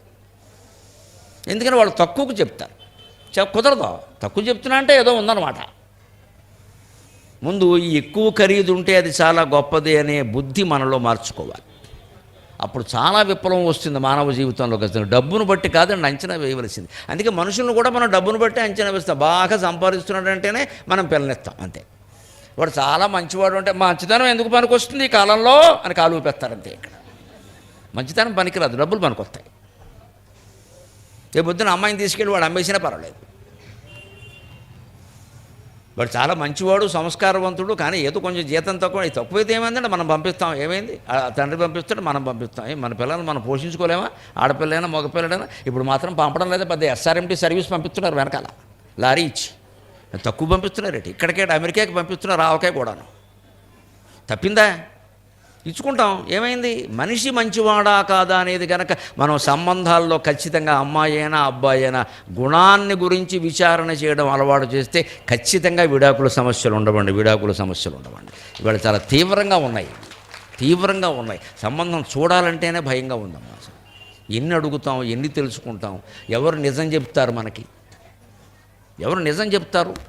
ఇది పూర్వం అయితే పల్లెటూరుకి ఎవరినో పంపించి ఆ పక్కింట్లో అట్టుపెట్టి అన్ని రకరకాల విచారాలు చేయించేవారు. వాళ్ళు ఎప్పుడో మొత్తం మీద 1 వారానికో 10 రోజులకో వచ్చి చెప్తే సరిగ్గా ఉండేది, పక్కాగా ఉండేది. ఎందుకంటే గుళ్ళోకి వెళ్ళి గుడెరుగు మీద కూర్చుని అందరూ మాట్లాడుకునే మాటలు ఈ కుటుంబం గురించి ఎవరేమనుకుంటున్నారో వినేవాళ్ళు. ఆ కుటుంబంలో కోళ్ళ వెళ్ళిందంటే అయిపోయినట్టే అన్నాడు అనుకో ఎవడన్నా, అంతే నమశివాయ. ఎప్పటికిద్దరు అయిపోయారంటాడు. ఆ విషయం వాడు చెబుతారా? వీడు చెప్తాడు. అరుగు మీద చుట్ట కాల్చుకునేవాడు చెప్తాడు. అది కామెంటరీ, అది సరైన వ్యవహారం. అది ఎవడు బతికారు అంటాడు. ఇవాళ అటువంటి అవకాశం లేదండి. అతని గురించి ఫేస్బుక్లో ఎంక్వైరీ చేసి అసలు ఆ ఫేస్ వాడదో కాదో తెలియదు ముందు. అది ఎవడు ఫేసో ఎవడు బుక్కో. మనం మనవాడు అనుకుని మనం పిల్లనివ్వడానికి చూస్తే నైజీరియా మొహం తర్వాత కనపడుతున్నాం. అప్పుడు మాయలో పడినట్టే లెక్క. పూర్వం రాజులు కత్తి పంపించి భాషకేం కట్టిపోయినవారట, మనిషి వెళ్ళేవాడు కాదుట. ఆ కత్తి ఎవరిదైతే ఈ అమ్మాయి భాషకేం కట్టిన అమ్మాయి ఆ అంతఃపురానికి వెళ్ళిపోవాలి. రాజరాజ నరేంద్రుడు కథ అక్కడే తిరగబడింది. సారంగధరుడికి పిల్లని చూశారు, రాజరాజ నరేంద్రుడు కత్తి పంపించారు. అంటే కొడుకు పిల్లని చూసి తండ్రి కత్తి పంపాడు. తండ్రి ముసలాయనకి దసరా పండగని ఆయనకి సరదా పుట్టింది. కోడ చాలా అందంగా ఉందని ఈయన కత్తి పంపించాడు. ఆ అమ్మాయికి తెలియక పాపం కత్తి కట్టేసింది చిత్రాంగి. చిత్రాంగి గొడవ అంతా అక్కడే ఉంది. చిత్రాంగి కత్తి కట్టేసింది. తీరా అమ్మాయి పల్లకీలో వచ్చేసరికి అంతఃపురంలోకి పంపించారు. ఎవరు అంతఃపురం అంటే అక్కడికి వెళ్ళాక తెలిసింది ఇది మహారాజు గారి అంతఃపురం. నేను యువరాజుని పెళ్లి చేసుకున్నాను కదా అంది పాపం వాడు. లేదు లేదు లేదు, నువ్వు మహారాజు గారి కత్తికి బాసికం కట్టావు అన్నారు. అయిపోయింది, ఇంకా మాయమైపోయిందమ్మా. తర్వాత చిత్రాంగి సారంగధరుల కథ ఎలా ముగిసిందో ఆవిడ మళ్ళీ ఆయన్ని మోహించింది. తండ్రి ఏమో ఇద్దరిని అనుమానించి ఈవిడిని ఉప్పు పాత్ర వేయించాడు. కన్న కొడుకుని కాళ్ళు చేతులు ఖండించాడమ్మా. రాజమండ్రి పక్కన సారంగధర మెట్ట ఇప్పటికీ ఉంది. మొత్తం దోషం ఎవరిది? చిత్రాంగిది కాదు, సారంగధరుడు కాదు, ఈ ముసలి సన్నాసిది దోషం అంతా. ఎందుకు వచ్చిందంటే కత్తికి బాచికం కట్టడం వల్ల. ఏం మనుషులు రారా? మనుషులు చూపించరా? ఈ ప్రక్రియలు పనికిరావండి. ఫేస్బుక్లు చూసి వాట్సాప్లు చూసి మాట్లాడకూడదండి. అక్కడ అన్నీ అందులో మంచివే పెడతారు. రేపు పొద్దున పెట్టేవన్నీ వేరుగా ఉంటాయి. ఇన్ని రకాల పడుతున్నాం. అందుకే నా యమ్ములు చాలా అయ్యా నవయుద్ధము నన్ను. ఈ ఆధునిక జీవితంలో పెళ్లి సహా ఉద్యోగం సహా ఏదో చదువు సహా ఏది చెయ్యాలన్నా కనీసం వంట చూసుకోండమ్మా. ఇవాళ ఏ సరుకు మీరు నమ్ముతారు? అవన్నీ ఇంట్లో చేసినవి. ఇంట్లోనే చేసావమ్మా, వంట నూనె ఎక్కడదే? అది ఎక్కడో కిరాణం కొట్లో తెచ్చావు. అది కల్తీ లేదనేమిటి? నువ్వేం నూనె గింజలు పెట్టి నూనె తయారు చేయలేదు కదా, తయారు చేయలేదు కదా. మనం ఎక్కడ ఎవరో తెచ్చింది కొన్నాం. ఏం ఓ కంపెనీది బాగుంటుంది, ఇంకో కంపెనీది బాగుండదు. ఎవరు చెప్తారు? ఇవన్నీ ఎవరు చూస్తారు? అంటే ఏది నమ్మే పరిస్థితి లేదు. నీళ్లు కల్తీ, పాలు కల్తీ, ఊరగాయలు కల్తీ, కూరగాయలు కల్తీ, అన్నీ కల్తీయే. అందుకని ఈ కల్తీ భరించిన రోజుల్లో మనం బతకాలి అంటే, ఆరోగ్యం పాడవకుండా ఉండాలి అంటే ఖచ్చితంగా ఏదన్నా తింటున్నా కూడా మన సంప్రదాయం చెప్పినట్టే భగవంతుడికి నమస్కారం పెట్టుకుని తినాలి. భగవంతుడికి నమస్కారం పెట్టుకుని తినాలి. బాబు గొప్ప నమ్మకంతో ఇది తింటున్నాను, ఏం కాకుండా చూడు, ఏం కాకుండా చూడు. కానీ ఒక్క నమ్మకంతో నేను మొహమాటం లేకుండా చెబుతున్నానమ్మా, విషాహారం తిన్నా మనం బతికి ఉండాలి అంటే మనల్ని బతికించగలిగేవి ఓం నమో వెంకటేశాయ అనే అక్షరాలు. ఓం నమో వెంకటేశాయ అనే అక్షరాలు. విషాహారం తిన్నా సరే. పవి పుష్పంబగు అగ్నిమంచగు అకూపారంబు భూమి స్థలంబవు శత్రుండతి మిత్రుడవు విషము దివ్యాకారమౌను ఎన్నగా అవనీ మండలి లోపలన్ శివ శివేత్యభాషణోల్లాసికిన్ శివ నీనామము సర్వవశ్యకరమౌ శ్రీకాళహస్తీశ్వరా అంటాడు ధూర్జటి. భగవన్నామాన్ని మనస్సులో స్మరిస్తే పవి పుష్పంబగు, మన మీద వజ్రాయుధం ఎవడైనా వేస్తే అది పువ్వులా మారుతుందట. అగ్ని మంచగు, మన అగ్నిలోకి తోసేద్దామని చూస్తే వెంటనే అగ్ని చల్లారిపోతుందట. అకూపారంబు భూమి స్థలంబవు, ఏదైనా పొడవ ప్రమాదం జరిగి మనం సముద్రంలో పడిపోతే అక్కడికక్కడ మన కోసం ఒక ద్వీపం ఆవిర్భవిస్తుందట. అవిద్యానాం అంతస్థిమిర మిహిరద్వీప నగరీ అని ఒక కొత్త ద్వీపం అమ్మవారు మన కోసం సృష్టించి, దారా నీకోసమే ఉన్న ఇది లక్షదీవులు, పర్యటనకు బాగుంటుంది దా అని లక్షదీవులకి తీసుకెడుతుంది అని. అక్కడ కూడా మన కోసం ఒక ద్వీపం వస్తుంది, కంగారు పడక. విషము దివ్యాకారం అని వాళ్ళు దేన్ని నమ్మే పరిస్థితి లేదండి. బయట నుంచి ఎక్కడో ఆర్డర్ పెడుతున్నారు, తెప్పిస్తున్నారు. అందులో ఏం కలిపారో ఎవరికి తెలుసు? అది వేడిగా ఉందా లేదో ఒకటే చూస్తాడు. హాట్ అండ్ స్పైసీ అనగానే తెచ్చేస్తాడు అంతే. వీడికి కావాల్సిన రెండే, వేడి కారం, వేడి కారం. తర్వాత కడుపంతా పాడైపోయింది అక్కడ. వాడు వీడి కోసం మళ్ళీ వేయించిందన్న మళ్ళీ వేయించేస్తాడు. ఇప్పుడు తర్వాత కడుపులో వాయించేస్తుంది. అది వేయించడం కాదు, వాయించడమే. ఈ పరిస్థితిలో బతకాలంటే నా యమ్ములు చాలవయ్య నవయుద్ధమున, ఈ ఆధునిక జీవితంలో బతకాలంటే నా అమ్ములు చాలవు తండ్రి, నా బాణాలు చాలవు, నువ్వు నన్ను కాపాడవలసిందే. సాయమ్ము రమ్ము దేవా. ఎంతమంది ఇక్కడ జనం ఉన్నారో చూడండి, ఎన్ని రకాలుగా కూర్చున్నారో చూడండి. కింద కూర్చున్నారు, కుర్చీలో కూర్చున్నారు, మండపంలో కూర్చున్నారు, ఇంకా వెనకాల నిలబడ్డారు, ఇక్కడ నిలబడ్డారు. ఇంతమందిని స్వామివారు ఎలా కాపాడతారండి? పటు మంత్రముల వేద పాఠముల సంభావింతువో, పటు మంత్రముల వేద పాఠముల సంభావింతువో, కామినీ స్ఫుటనేత్రముల ప్రేమదీప్తుల రసాశ్రుల్ రాల్తువో, పటు మంత్రముల వేద పాఠముల సంభావింతువో, కామినీ స్ఫుటనేత్రముల ప్రేమదీప్తుల రసాశ్రుల్ రాల్తువో, ఎక్కడో కిటికీ సందుల నుండి చూచు దృఢభక్తిన్ మెత్తువో, ఎక్కడో కిటికీ సందుల నుండి చూచు దృఢభక్తిన్ మెత్తువో, స్వామి నీవెటు రక్షింతువో భక్తులిందరిని, నీవెటు రక్షింతువో భక్తులిందరిని, మేమే నీవు కాకున్నచో.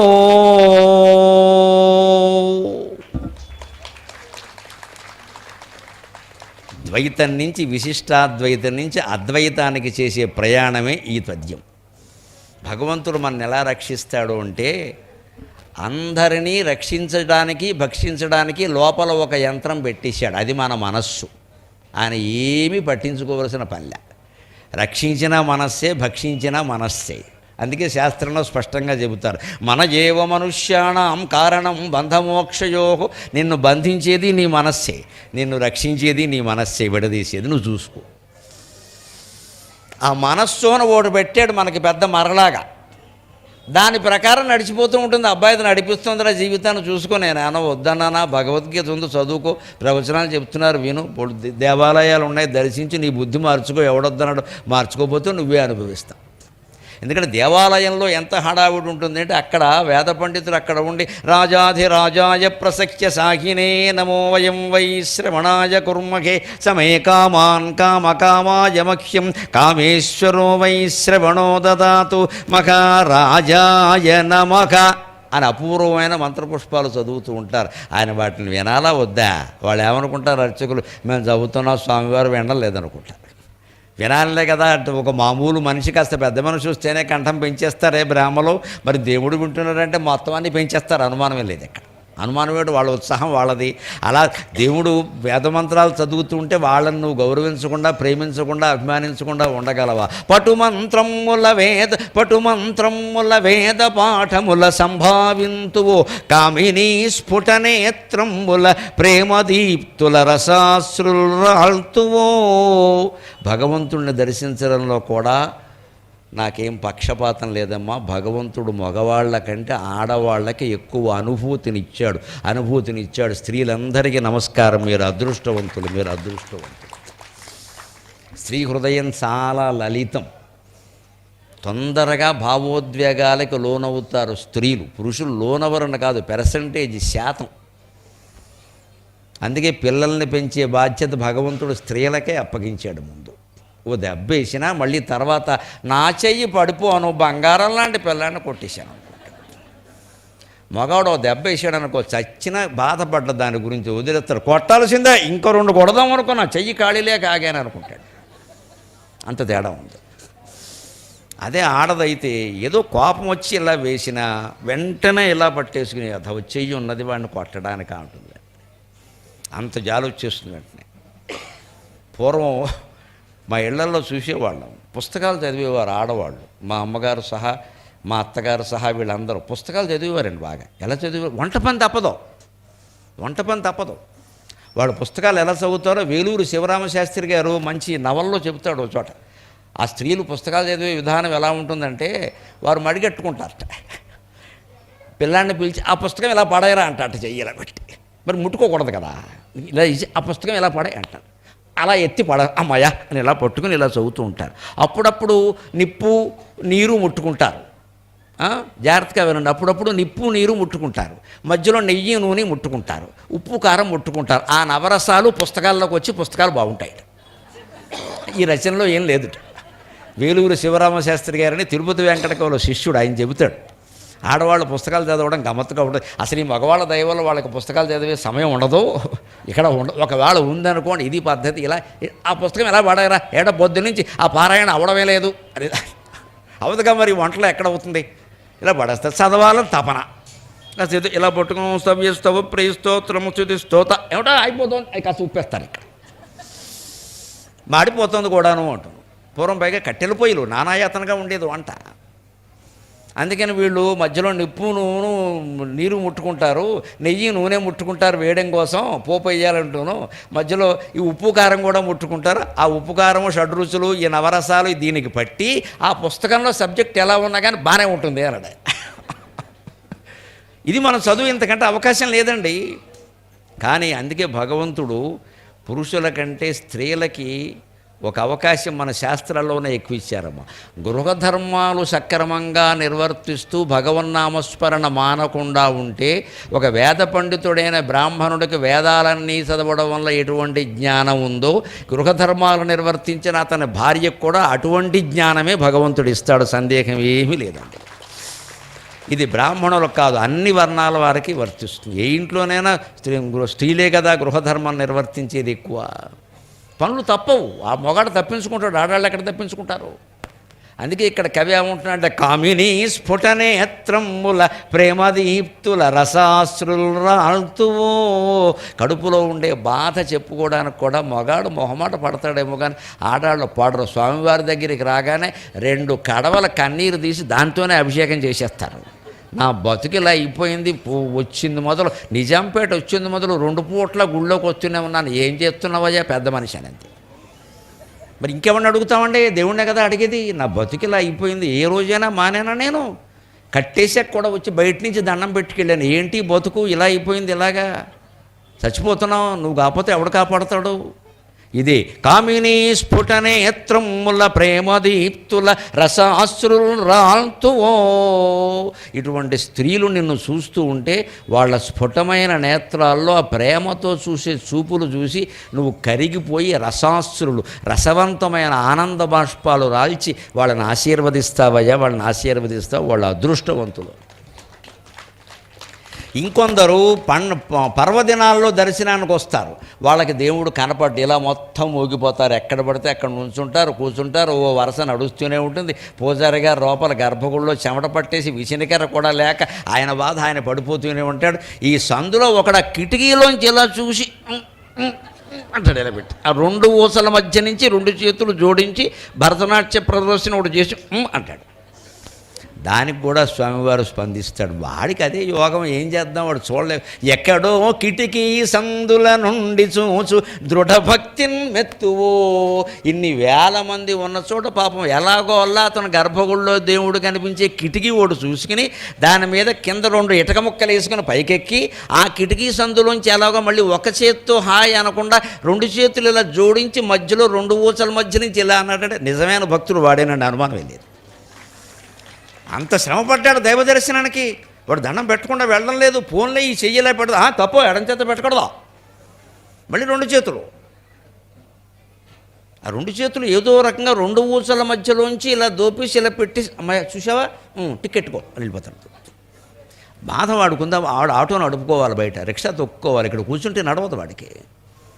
ఆటో అక్కడ బారేసి వచ్చాడు ఇక్కడికి దర్శనానికి, మళ్ళీ దొరకదు. ఇక్కడ కూర్చున్నాడు, అక్కడ కిరాయి పోతుంది. కూడు మనుషుల కష్టాలు ఇవన్నీ. ఓ పక్క వేద పండితులు వేదమంత్రాలు స్వామివారు వింటారు, స్త్రీలు ఎంతో ఆర్ద్రంగా ప్రార్థన చేస్తుంటే అమ్మా నేను చూసుకుంటానమ్మా కంగారు పడకు అంటాడు. ఆటో వాళ్ళు కానీ రిక్షా వాళ్ళు కానీ పేదవాళ్ళు కానీ వచ్చి వెనకాల నిలబడి ఎక్కడా లేక ఏ కిటికీ సందులోంచో చూసి 2 చేతులు జోడించి తమలపాకులు జోడించినట్టుగా దండం పెడితే పర్వాలేదురా నీ స్థాయికి ఆ మాత్రం పెట్టావు చాలే వెళ్ళు. ఇది స్వామివారి యొక్క దయ. ఎక్కడో కిటికీ సందుల నుండి చూచు దృఢభక్తిన్మెత్తువో స్వామి నీవెటు రక్షింతువో భక్తులిందరిని, నీవెటు రక్షింతువో భక్తులిందరిని మేమే నీవు కాకున్నచో. ఎలా ఆయన రక్షించగలుగుతాడంటే మనము ఆయన ఒకటే. ఆ దేవుడి విగ్రహంలో ఏ జీవుడు వెంకటేశ్వర స్వామి ప్రకాశిస్తున్నాడో అదే జీవుడు మీ శరీరంలో, నా శరీరంలో, మీ పేరుతో, నా పేరుతో ప్రకాశిస్తున్నాడమ్మా. భేదం ఏమీ లేదు ఇక్కడ. దేహో దేవాలయ ప్రోక్త జీవో దేవ సనాతనక త్యజేదజ్ఞాన నిర్మాల్యం సోహం భావేన పూజయేత్ అంటారు వెంకటేశ్వరుడు, శంకరాచార్య స్వామి. దేహమే దేవాలయం అంటే దేవాలయం కూడా దేహమే. దేవాలయంలో ఎక్కడైనా అపవిత్రం చేస్తున్నామంటే మన దేహాన్ని అపవిత్రం చేసుకుంటున్నాం. అలాగని మన దేహాన్ని కూడా అపవిత్రం చేస్తున్నామంటే దేవాలయాన్ని అపవిత్రం చేసినట్టే. మన దేహాన్ని శుభ్రంగానే చూసుకోవాలి. ఇల్లు ఒళ్ళు శుభ్రంగా లేకపోతే మనకి గుళ్ళోకి వెళ్ళే అర్హత లేదండి. అసలు ముందు నీ ఇల్లు శుభ్రంగా చూసుకో. మన పక్క బట్టలు ఎలా ఉన్నాయి, అసలు పొద్దున్న లేవగానే దుప్పటి మడతట్టామా, మళ్ళీ సాయంత్రం కప్పుకోవాలిగా. ఒక మహానుభావుడు అలా ఉంచేస్తాడు, సాయంత్రం కప్పుకుంటట. రేపొద్దున తింటాం కదా అని ఇవాళ తినడం మానేసావా, రేపు ఎలాగో తింటాం కదా ఇవాళ మానడం. ఈ దుప్పటి మడతట్ట మనసరికి మాత్రం మళ్ళీ సాయంత్రం కప్పుకుంటాం కదా అంటే సాయంత్రం వరకు అది అలాగ పెద్ద జాతీయ జెండాలా ఎగురుతూ ఉండాలి. అక్కడ మంచం మీద పడిపోయి పడుకున్న మంచం, తినే కంచం, కూర్చునే చోటు, చదువుకునే బల్ల అన్నీ శుభ్రంగా ఉండకపోతే మన ఇంట్లో కాదు, మన ఒంట్లో కాదు దేవుడు వచ్చే అవకాశం లేదమ్మా.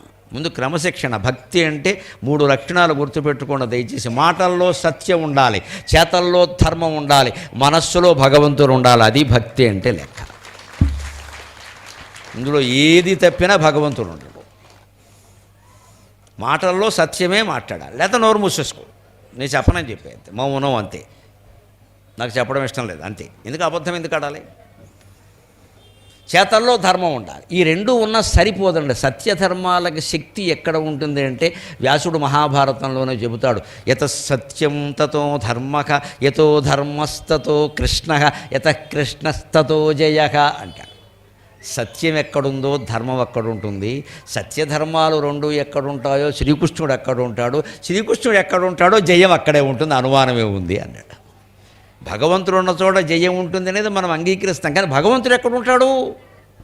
సత్యం ధర్మం ఉన్న చోటే ఉంటాడు. 4 ఆకులు 10 పువ్వులు వేసినంత మాత్రం వచ్చి కూర్చోడు అక్కడ. ఇదంతా చెక్కగా ఉంది, బిజినెస్ తీసే అంటాడు ఆయన. నువ్వు సత్యం మాట్లాడవు, ధర్మాన్ని పాటించవు, ఆకులు పువ్వులు పట్టుకొచ్చి నా మీద భారెత్తావు, 1 లక్షపత్రి 1 కోటి జామంతో ఉంటావు, నువ్వు చచ్చిపోతున్నావు ఒక్కపోసేసి. ఈ పూజలు మానెక్కలేదండి. కానీ మన మనస్సును పుష్పంగా చేసి అక్కడ సమర్పిస్తున్నావా? మనస్సును పుష్పంగా చేసి సమర్పిస్తే 1 పువ్వు చాలు, 10 పూలు అక్కర్లేదు. నువ్వు సత్యమే మాట్లాడుతున్నావా? మనం ధర్మంగానే ఉన్నావా? నిరంతరం ఈ 2 ఉన్నా సరే మనస్సులో భగవత్స్మరణ ఉండాలి. ఇందులో ఏది లోపించినా కష్టమే. ముఖ్యంగా భగవత్స్మరణ లోపించింది అంటే సత్యధర్మాలు కూడా జారిపోతాయి. వాటికి పవర్, శక్తి రాదు. శక్తి రాదు. సత్యము, ధర్మము, భగవత్స్మరణ, ఈ 3 మీరు ప్లగ్లో పెట్టేటువంటి ప్లగ్ పిన్ చూడండి, దానికి 3 ఉంటాయి చూసుకోండి. 2 కాదు 3 ఉంటాయి. ఆ 3 ఉంటేనే కరెంట్ వస్తుంది కదా. ఆ 3 ఏమిటంటే సత్యము, ధర్మం, భగవంతుడు, అదే లెక్క. అది ఉంటేనే కరెంట్ వస్తుంది. ప్లగ్ అర్థమైతే పరమేశ్వరుడు అర్థమవుతాడు. 3 ఉంటాయి కదా, 3 సరిగ్గా పెట్టాలి కదా, లేకపోతే టీవీ రాదు కదా. అంచేది ఈ 3 మన జీవితంలో సత్యం, ధర్మం, మనస్సులో స్మరణ. మనస్సులో స్మరణ ఎందుకంటే సత్యం మాట్లాడినంత మాత్రాన్ని, నువ్వు ధర్మంగా ఉన్నంత మాత్రాన్ని కోర్టులో గెలుస్తావని లేదు ఇక్కడ. అవతల రకరకాల దొంగలాయర్లు ఉంటారు, దొంగవాదనలు ఉంటాయి, అడ్డమైన సాక్ష్యాలు పుట్టిస్తారు. వాళ్ళ సాక్ష్యాలు వీగిపోయి మన సాక్ష్యాలు నెగ్గాలంటే ఛార్జింగ్, భగవన్నామస్మరణతో ఛార్జింగ్ చేయాలి. భగవన్నామస్మరణతో ఛార్జింగ్ చేయాలి. అప్పుడు మనం గెలుస్తాం ఖచ్చితంగా. అవన్నీ తారుమారు అయిపోతాయి. పవి పుష్పం బగు, అగ్ని మంచగు అని ఇందాక చెప్పినట్టే నామస్మరణ కారణంగా వాతావరణం అంతా మనకు అనుకూలంగా మారిపోతుంది. అందుకే స్వామివారు శ్రీదేవి భూదేవి ఇద్దరితో ఉంటాడు. సిరులు గుల్కినావు శ్రీదేవితో గోడి శరలు బాపుమయ్య సేవకులకు, పొడమి వెలసినావు భూదేవితో గోడి, పొడమి వెలసినావు భూదేవితో గోడి, విడువబోకుమమ్ము వెంకటేశ. శ్రీదేవి భూదేవి అనే 2 భార్యలని అటు ఇటు పెట్టుకుని ఉండడంలో ఉద్దేశం ఏమిటమ్మా? ఒక్క భార్య ఉన్నవాళ్లే సంసారాలు చేయలేక నానాయాతన పడిపోతున్నారు కదా. 2 భార్యలతో ఆయన మాత్రం ఎలా చేస్తున్నారండి? వాళ్ళు భార్యలు అనుకోవడం పొరపాటు. ఆ 2 భావాలు. శ్రీదేవి అంటే సంపద, భూదేవి అంటే భూమి. మన భూమి సక్రమంగానే ఉందా, అప్పుడు భూదేవి కటాక్షం మనకు కలుగుతుంది. మన భూమి అంటే మన పొలం, మన ఇల్లు, ఇవి సక్రమంగానే ఉన్నాయా? శ్రీదేవి అంటే డబ్బు. ఆవిడ ఎక్కడ పుట్టింది? లక్ష్మీం క్షీరసముద్రరాజతనయాం, పాల సముద్రంలో పుట్టింది లక్ష్మీదేవి. అంటే అర్థం ఏంటండి? మనం సంపాదించే ప్రతి రూపాయి పాల సముద్రంలో పుట్టాలి, పాపాల సముద్రంలో పుట్టకూడదు. పాపం చేసి సంపాదించాము అంటే ఆ డబ్బు నిలబడదు ఖచ్చితంగా. శ్రీదేవి భూదేవి ఇద్దరిని పక్క పెట్టుకోవడం, ఊరికే కళ్యాణం చేసేసి మనం రాయబారం చేసి దండలు పెట్టుకుని ఈ చివరికి ఆ చివరికి తిరిగేసి ఆ చివరికి ఈ చివరికి తిరిగేసి అడావుడు చేసేయడం కాదు. నీ డబ్బు సక్రమంగానే ఉందా? సంపాదించావా? నీ భూమి, నీ పొలం, నీ ఇల్లు నువ్వు సక్రమంగానే ఉందా? ఎవరిదైనా ఆక్రమించావా? ఎవరి భూమి మనం ఆక్రమించినా భూదేవికి అపకారం చేసినట్టే, ఎవరి డబ్బు మనం కాజేసినా శ్రీదేవికి అపకారం చేసినట్టే. ఆయన భార్యల్లో ఏ ఒక్కరికైనా అపకారం చేస్తే మామూలు మగాడే ఊరుకోడు కదా, దమ్మున్న మగాడు వెంకటేశ్వరం ఊరుకుంటాడండి. ఇది మనం ఆలోచించాలి. మనుషుల్లో పరివర్తన రావాలి. గుడి గుడే, ప్రవచనమే, మంత్రమే. మన బకాసురుడు అంటే ఉపయోగం లేదు ఇక్కడ. ఈ ప్రవర్తన మార్పు రావాలి. శ్రీదేవి భూదేవి సహిత వెంకటేశ్వర స్వామి కళ్యాణం చూస్తున్నామంటే ఎక్కడ మనం సంపాదించే ప్రతి రూపాయి ఇంట్లోకి వచ్చేది యజమాని కాదమ్మా, యజమాని, భార్య, పిల్లలు అందరూ ఆలోచించాల్సిందే. సక్రమంగానే సంపాదిస్తున్నారా? లేకపోతే అది నిలబడుతుంది. మనం అనుకుంటాం ఏమంటున్నా సంపాదించబోతున్నా నడుస్తుంది అంటే ఇలాగ నువ్వు అడ్డంగా సంపాదిస్తే ఏం చేస్తారో తెలిస్తే దేవుడు ఇప్పుడు కొడుకు పెట్టేస్తాడు ఏదో భయంకరమైన రోగం, ఆసుపత్రికి ఇచ్చే, మొత్తం డాక్టర్ గారికి ఇచ్చేయి, మొత్తం ఇచ్చే పట్టుకెళ్ళి అంతే. ఇక్కడ హోలిస్టిక్ ఇచ్చే అంటాడు అంతే లెక్క. హోలిస్టిక్ అంటే పవిత్రమైన కర్ర, ఏ కర్ర అయినా ఒకటే దెబ్బ కొట్టాక, కర్రతో దెబ్బ కొట్టాక. హోలిస్టిక్ అయితే మళ్ళీ సిన్ఫుల్ స్టిక్ అయితే పాపాత్ముల కర్ర, పవిత్రమైన కర్ర ఉండవు. కర్రతో కొట్టాక ఏదైనా ఒకటే. అంటే దేవుడు చాలా పవిత్రమైన కర్రతో కొడతాడమ్మా. మనం హోలిస్టిక్ పక్కనే ఉండి మాట్లాడుకోండి. డాక్టర్ గారిని కూడా ఇక్కడే పెట్టుకున్నాం. ఇక్కడ దేవుడు కొట్టే కర్ర చాలా హోలిస్టిక్, అది పవిత్రమైనది. అది ఒక్క దెబ్బ వేసేస్తాడు అంతే. మళ్ళీ ఏం చేసేవరా వచ్చి కబులు చెబుతున్నావు, ఇక్కడ అక్రమంగా సంపాదిస్తావు, కట్. మీ అబ్బాయికి కడుపు నొప్పి వచ్చింది, వెళ్ళు డాక్టర్ దగ్గరికి. ఆయన మొత్తం కింద నుంచి పైకి పరీక్షలు చేసి 2 ఎకరాలు అమ్మేయండి సరిపోతుందంట. ఈ 2 ఎకరాలు అక్రమంగా వచ్చాయి. అదే మనం సక్రమంగా సంపాదించామని అసలు రోగమే రాదండి, అనుమానమే లేదమ్మా. భగవంతుడి మీద అపార విశ్వాసంతో చెబుతున్న సక్రమ సంపాదన ఉన్న చోట అనారోగ్యాలు ఉండవండి, అనారోగ్యాలు. నిరంతరం భార్య భర్త, ఎదిగిన పిల్లలు కూడా అడగాలండి అవసరమైతే. తండ్రి అడ్డగోలుగా సంపాదించి లంచాలు తీసుకుంటాడే, నాన్న ఈ పాపపు సొమ్ము నాకు అక్కర్లేదని చెప్పాలమ్మా. చెప్పొచ్చు ఖచ్చితంగా. ధర్మం కోసం ఎవరినైనా ఎదిరించమని చెప్పింది శాస్త్రం. చెప్పాలి ఖచ్చితంగా, ఈ అధవ సొమ్ము నాకు అక్కర్లేదని. నీకోసమే సంపాదిస్తున్నా, నా కోసం ఇది అక్కర్లేదు, నాకు ఇది చాలు. అప్పుడు తండ్రిలో బుద్ధి వస్తుంది, తల్లిలోనే వస్తుంది. తల్లి అయినా చెప్పాలి, పిల్లలైనా చెప్పాలి. ఎవరు చెప్పకుండా అలాగా అందరూ వదిలేసి మన కోసమే కదా ఆయన కష్టపడడం ఏంటమ్మా, దోచేసుకుంటుంటే కష్టపడ్డం. అది ఏదో కూలివాడు కష్టపడినట్టు మాట్లాడతారేంటి? 100 కోట్లు సంపాదించి కష్టపడ్డమా, దోచేసుకోవడం. అది ఏదో రిక్షావాడో ఆటోవాడో కష్టపడినట్టు మాట్లాడతారేంటండి? 24 గంటలు కష్టపడితే కానీ 100 కోట్లు ఎందుకు అసలు నీకు పని లేక? అది కష్టపడడం అంటే దానికోసం కష్టపడడం మానే, నీకు కావాల్సింది తీసుకో, మిగిలింది భగవన్నామస్మరణ కేటాయించు, వ్రతం చేసుకో, నోము చేసుకో, పూజ చేసుకో. ఇవన్నీ మానేసి భార్యనేమో నువ్వు చేసి నువ్వు గుళ్ళోకి వెళ్ళి రోజు నువ్వు గుళ్ళోకి వెళ్ళి ఈయన వెళ్ళి ఢిల్లీ గల్లీ తిరుగుతూ ఉంటాడు ఆయన విమానాల్లో. ఈవిడేమో ఇక్కడ పడి అడుగుతూ ఉంటుంది. ఇక్కడ ఎప్పుడో విమానం పేలిపోతుంది, శ్రీమద్ రమారమణ గోవిందా. ఎందుకంటే నువ్వు ఈవిడికి అప్పగిస్తావేంటి? ఇక్కడ నువ్వు ఢిల్లీ గల్లీ తిరుగుతున్నావు ఇక్కడ టికెట్ల కోసం. నీకేమో పదవుల మీద ప్రీత, ఈవిడేమో ఇక్కడ పడి అడుగుతూ ఉంటుందా పాపం. నువ్వు రోజు పొద్దున్న మర్చిపోకే కొబ్బరికాయ ముక్క పట్టుకురా, రాత్రి ఎప్పుడు 11 వచ్చి ఇంత ముక్క తింటాడు, దగ్గొచ్చి పోతాడు. నువ్వెందుకు వెళ్ళావు గుళ్ళోకి? నీకు ఢిల్లీ గల్లీ తిరగడం వెంకటేశ్వర స్వామి కంటే ఎక్కువ. అందుకే శ్రీదేవి భూదేవి అంటే ఆయన సిరులు గులుకుతూ ఉంటాడమ్మా. ఆయనకు వచ్చిన లోటేం లేదు. విష్ణుమూర్తికున్న సంపద ఏమిటో గమనించు. ఆయన ఎవరి సొమ్ము కాదమ్మా, ఆయన సొమ్మే ఆయన అనుభవించట్లా. క్షీరసముద్రం ఉంది, క్షీరోదన్వత్ ప్రదేశే శుచిమణి విలసత్సైకతే మౌక్తిగానాం మాలా క్లుప్తాసనస్తక స్ఫటికమణినిభైర్మౌక్తికైర్మండితంగ శుభ్రైరభ్రైరదభ్రైరుపరి విరచితైర్ముక్తపీయూషవర్షై ఆనందేన పునీయాత్ హరినళినగదా శంఖపాణిర్ముకుందక. విష్ణు సహస్రం ప్రారంభంలో చదువుతున్నాం కదా, దాని అర్థం ఏంటి? క్షీరోదన్వత్ ప్రదేశే, పాల సముద్రంలో మంచి ప్రదేశంలో ఉంటాడు ఆయన. శుచిమణి విలసత్ సైకతే, శుచి అంటే శుభ్రమణులు, వజ్రాలు లాంటి మణులు, తెల్లటి మణులు.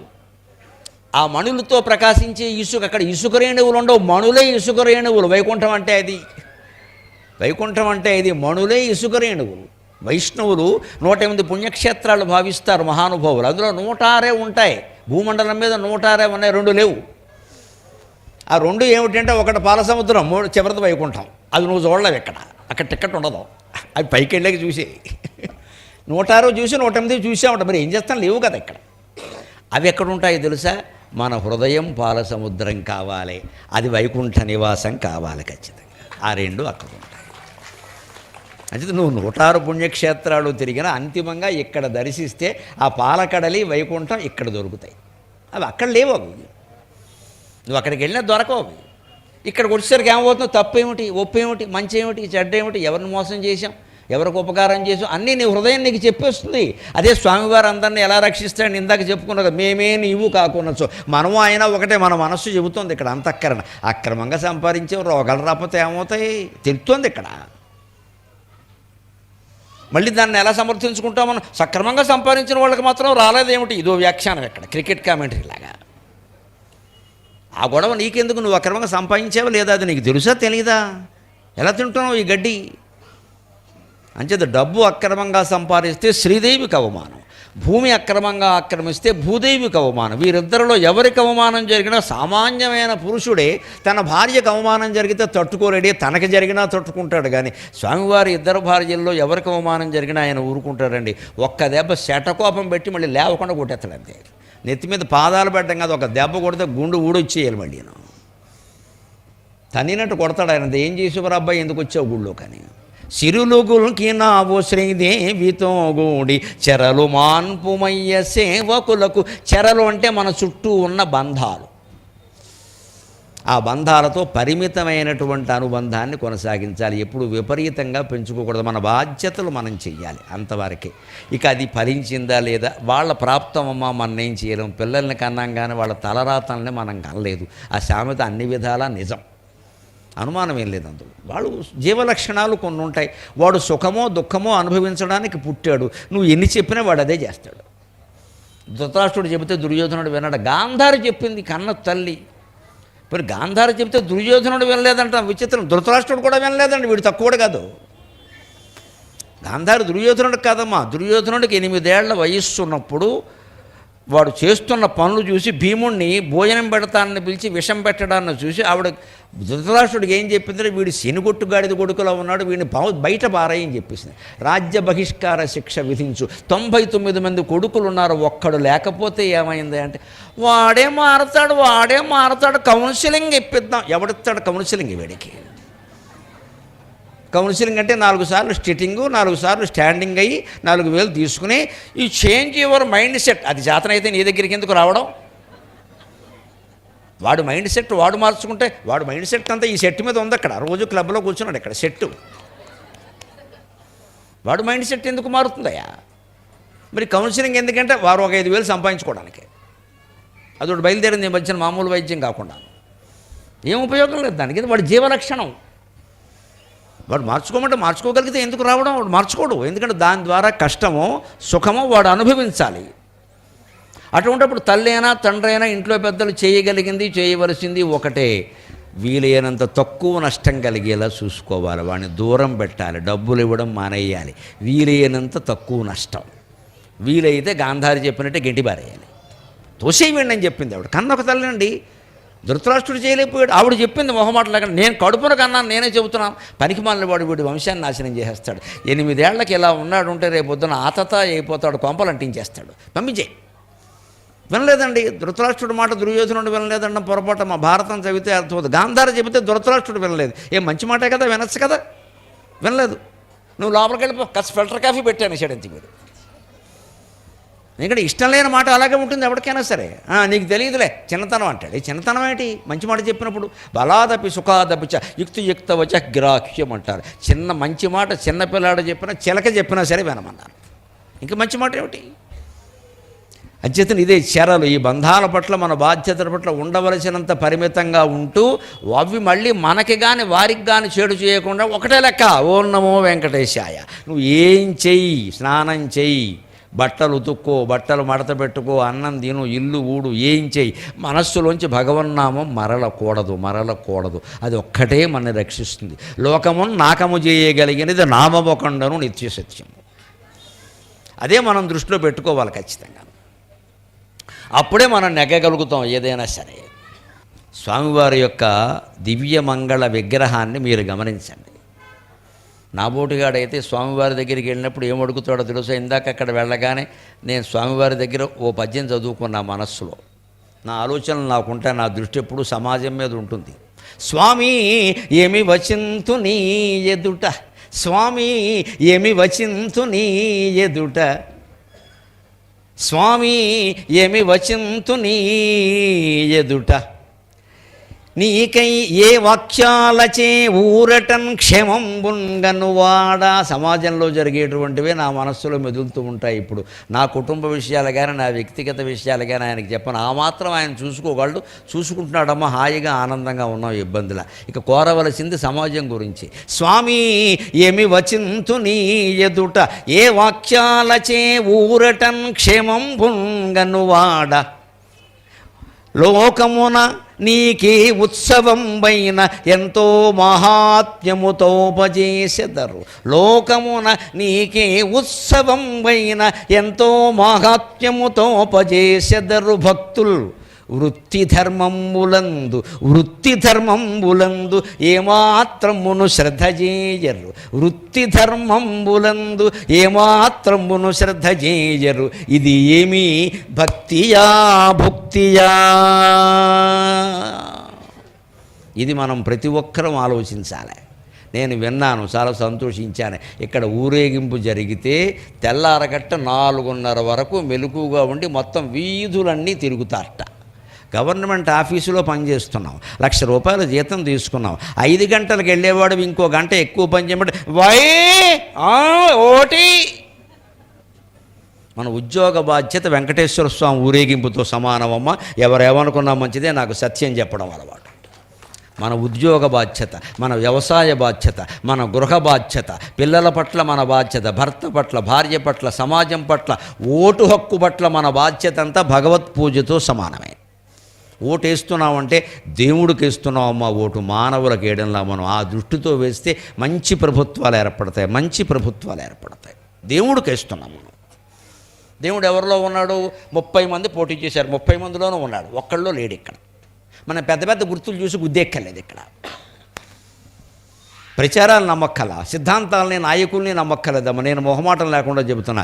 వ్యక్తులు మంచివాళ్ళైతే విసనకర్ర ఉన్నా సరే, తాడి చెట్టు ఉన్నా సరే, చెప్పు ఉన్నా సరే గుద్దేయండి. మంచివాళ్ళకేయండి ఓటంతే. పార్టీలకే, నాయకులకు కాదు. మనం అలా చేయం. వాడికి ఓటేస్తే వేస్ట్ అయిపోతుంది. వేస్ట్ అవ్వడం ఏంటి? నువ్వు వేసావంటే అది టేస్ట్ అయినట్టే, వేస్ట్ అవ్వలేదు. ఇక్కడ లెక్క పెడతారు. మనకు ఎంత అహంకారం అంటే, మనం వేసామంటే వాడిని నెగ్గాలి. అబ్బా నీ చెయ్యి అమృతహస్తం. ఇక్కడ ఇది అహంకారం అండి, ఇది ఓటర్ అహంకారం. ఇది నువ్వు వేస్తే ఎందుకు నెగ్గాలి? ఓటు ఎందుకు ఏమన్నారు? నేను మంచివాడికి వేయమన్నారు. నీకు ఎందుకు? అక్కడ ఉన్నారు, నీకు తెలుసు. మనం అసలు ఇండిపెండెంట్ల కేసు చూడమండి. అసలు మనం ఇండిపెండెంట్ల కేసు చూడమండి. పాకిస్తాన్ ఎన్నికలను గమనించండి. ఒక నాయకుడిని జైల్లో బంధించి ఆయన గుర్తు రద్దు చేశారు, ఇమ్రాన్ ఖాన్ని గుర్తు రద్దు చేశారు.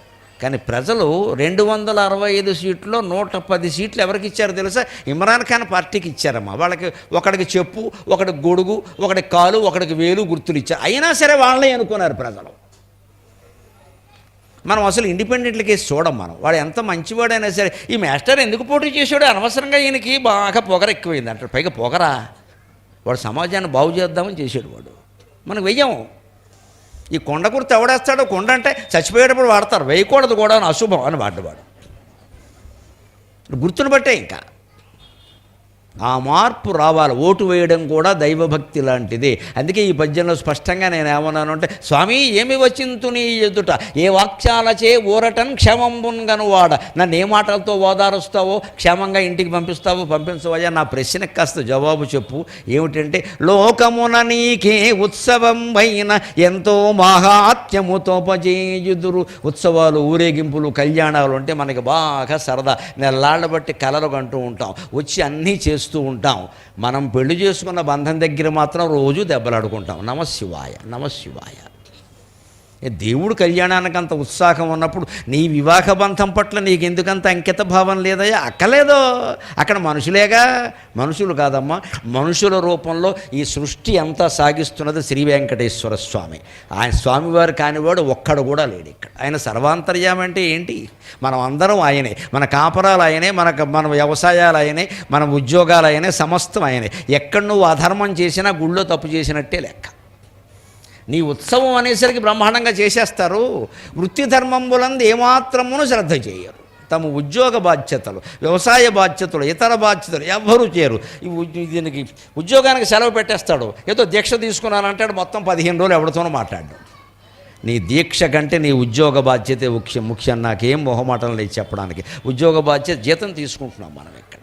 ప్రభుత్వం దగ్గర జీతం తీసుకుంటున్నాం, మన పాఠం మనం చెప్పాలి. ప్రభుత్వం దగ్గర జీతం తీసుకుంటున్నాం, మన వైద్యం మనం చేయాలి. ప్రభుత్వ వైద్యం, ప్రభుత్వ విద్య రెండూ బాగుంటే మన సంసారాలు ఎప్పటికీ హైదరాబాదులో 30,000తో వెళ్ళిపోతాయమ్మా, అనుమానం లేదు. 30,000తో వెళ్ళిపోతాయి. వైద్యం, విద్య రెండూ సరిగ్గా లేవు. విద్యకు సగం లక్షలు అయిపోతున్నాయి, వైద్యానికి లక్షలు అయిపోయాయి. ఇక మిగిలినవి ఏమన్నా ఉంటే స్విగ్గీ, జొమాటోలకి, బ్యూటీ క్లినిక్కి సరిపోయాయి. ఇక పక్క ఖర్చులు అవి. నొక్కో తెస్తాడు, నొక్కు తెస్తాడు, అంతే. తీసేసుకో, పంపేయి. ఇక్కడ ఒకటి పూసే, నెత్తికి పూసే, సర్వం పూసే మొత్తం. మళ్ళీ మన్నాడు మొత్తం తీసే, మళ్ళీ పూసే. ఇవి ఇప్పుడు విద్యా వైద్యాన్ని మించిపోయేవి. అంటే మన శరీరం పట్ల మనకు ఎంత శ్రద్ధో. ఇదేమన్నా దేవతల శరీరం? సాయంత్రానికి ప్రాణం పోతే అది కుక్కపిల్ల శరీరం బారేసినట్టు బారేస్తారు బయటికి పెట్టుకెళ్ళి. భార్య భర్త ఎవరు పట్టించుకోరు. తీసేయండి బాబో, చచ్చిపోతున్నాం. ఈగలు కూడా వచ్చేసి, ఈగలు కాదమ్మా, చీమలు వచ్చేస్తాయి. ఈ శరీరానికి విలువ అంతే. ఎప్పుడు ఊపిరాగిపోతుందో ఎవరు తెలియదు. క్షణము చాలు ఊపిరాగుటకై, ఒక్క క్షణము చాలు ఊపిరాగుటకైనా, ఒక్క క్షణము నీవు దక్కనైనా. భగవంతుడితో మనం చెప్పాల్సింది ఒకటే, ఒక్క క్షణము చాలు ఊపిరాగుటకైనా, ఒక్క క్షణమే నీవు దక్కనైనా. ఒక్క క్షణము కూడా ఊపిరాగుటలేదు, ఒక్క క్షణము నీవు దక్కలేదు. ఇది మనం బాధపడాలి, ఇది మనం బాధపడాలి. ప్రాణం పోవడం ఒక క్షణం చాలయ్యా. నీ దర్శనం కూడా ఒక్క క్షణమే కదా. ఇంతవరకు ఒక్క క్షణం కూడా ఊపిరాగలేదు, కానీ ఒక్క క్షణం కూడా నువ్వు నాకు కనపడలేదు. భగవంతుడు కనపడకుండా మనం రోజుకి ఎన్ని శ్వాసలు తీస్తున్నామో తెలుసా? 21,600 సార్లు ఊపిరి తీస్తాడు మనిషి. శాస్త్రజ్ఞులు లెక్కపెట్టి చెప్పారు. నిమిషానికి 15 సార్లు. నిమిషానికి 15 సార్లు. అలా చొప్పున మీరు లెక్కేసుకోండి. రోజుకి 21,600 సార్లు ఊపిరి తీస్తాడు సుమారుగా. అది 10. కొంతమంది బాగా ఊపిరి హా అని తీస్తారు, సాయంత్రానికి వెళ్ళిపోతారు, అది వేరే విషయం. బట్ బీపీ బాగా ఉందన్నమాట. ఆవేశపడ్డామనుకో 10 ఊపిరులు ఎక్కువైపోతాయి. సో ప్రశాంతంగా ఉన్నామనుకో ఒక 10 ఊపిరులు అయ్యే చోట ఒక ఊపిరి అవుతుంది. దాన్నే ప్రాణాయామం అంటారు. ప్రాణాయామం. ప్రాణాన్ని వెడల్పు చెయ్యాలి, నెమ్మదిగా ఊపిరి తేలి. ఎందుకని కోతి పీల్చడం అని పీల్చకూడదు. కోతి నిమిషానికి 32 సార్లు ఊపిరి పీలుస్తుంది, అందుకే దాని బుద్ధి చెంచాలి. మనిషి 15 సార్లు ఊపిరి పీలుస్తాడు. ఆ 15ను 5కి తగ్గించగలిగితే జీవితంలో తప్పు చేయడండి మనిషి. ఖచ్చితంగా జీవితంలో తప్పు చేయడం. ప్రాణం మీదే మన మనస్సు ఆధారపడింది, శరీరం మీద కాదు, ప్రాణం మీద మనస్సు ఆధారపడింది. ఆ ప్రాణవాయువును కనుక ప్రాణాయామం ద్వారా నియంత్రిస్తే ఆలోచన బాగా నెమ్మదిగా సాగుతుంది, వసంత ఋతువులో పిల్లగాలిలాగా. అప్పుడు ఖచ్చితంగా మంచి ఏమిటో చెడ్డ ఏమిటో నీకు తెలిసిపోతుంది. చెడ్డ చేయమన్నా చెయ్యవు నువ్వు, ఇంకా అటువంటిది చెయ్యాలి. అలాగా స్వామివారికి మన వృత్తి బాధ్యతలన్నీ స్వామివారి కళ్యాణంతో సమానమే అని చేస్తే స్వామివారి కళ్యాణం కాదమ్మా, సమాజ కళ్యాణం కూడా సాధ్యమవుతుంది. సమాజ కళ్యాణం కూడా సాధ్యమవుతుంది.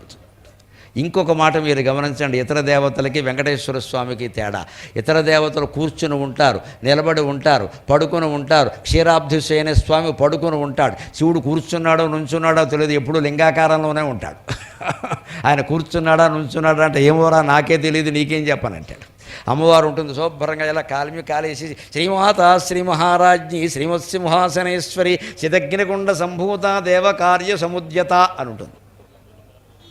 రకరకాల భంగిములట. కానీ 3,000,000 దేవతలలో ఒక్క వెంకటేశ్వర స్వామి మాత్రమే 24 గంటలు నిలబడి ఉంటాడమ్మా. 24 గంటలు నిలబడి ఉంటాడు.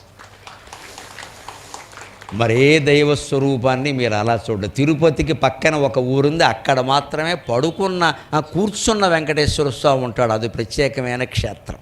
అక్కడ ఒక్కచోటే తిరుపతి పక్కన ఉంది అది. అక్కడ కూర్చున్న వెంకటేశ్వర స్వామి ఉంటాడు. ఆ క్షేత్రం ప్రత్యేకత ఏమిటంటే దేవుడు కూర్చుని ఉంటాడనే చెబుతారు. మీకు ఎక్కడ మీరు వెంకటేశ్వర స్వామిని చూడండి, అలా నుంచునే ఉంటాడు. ఎందుకు నుంచుంటాడండి? కారణం ఊహించాలి మనం. లేవో కూర్చున్న రత్నపీఠ శతముల్ శ్రీ వెంకటేశ ప్రభు. ఇక్కడ ఇష్టదైవం కవి అంటున్నాడు స్వామి, నిజంగా నువ్వు కూర్చోవాలంటే నీకు పీటలు లేవా, కుర్చీలు లేవా? ఎంత బంగారం ఉందండి, ఎంత ఐశ్వర్యం ఉందండి.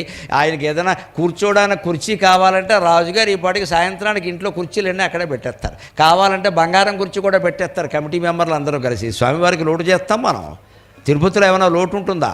మరి ఎందుకుంటున్నాడు అలాగా? లేవో కూర్చొన్న రత్నపీఠ శతముల్ శ్రీ వెంకటేశ ప్రభు.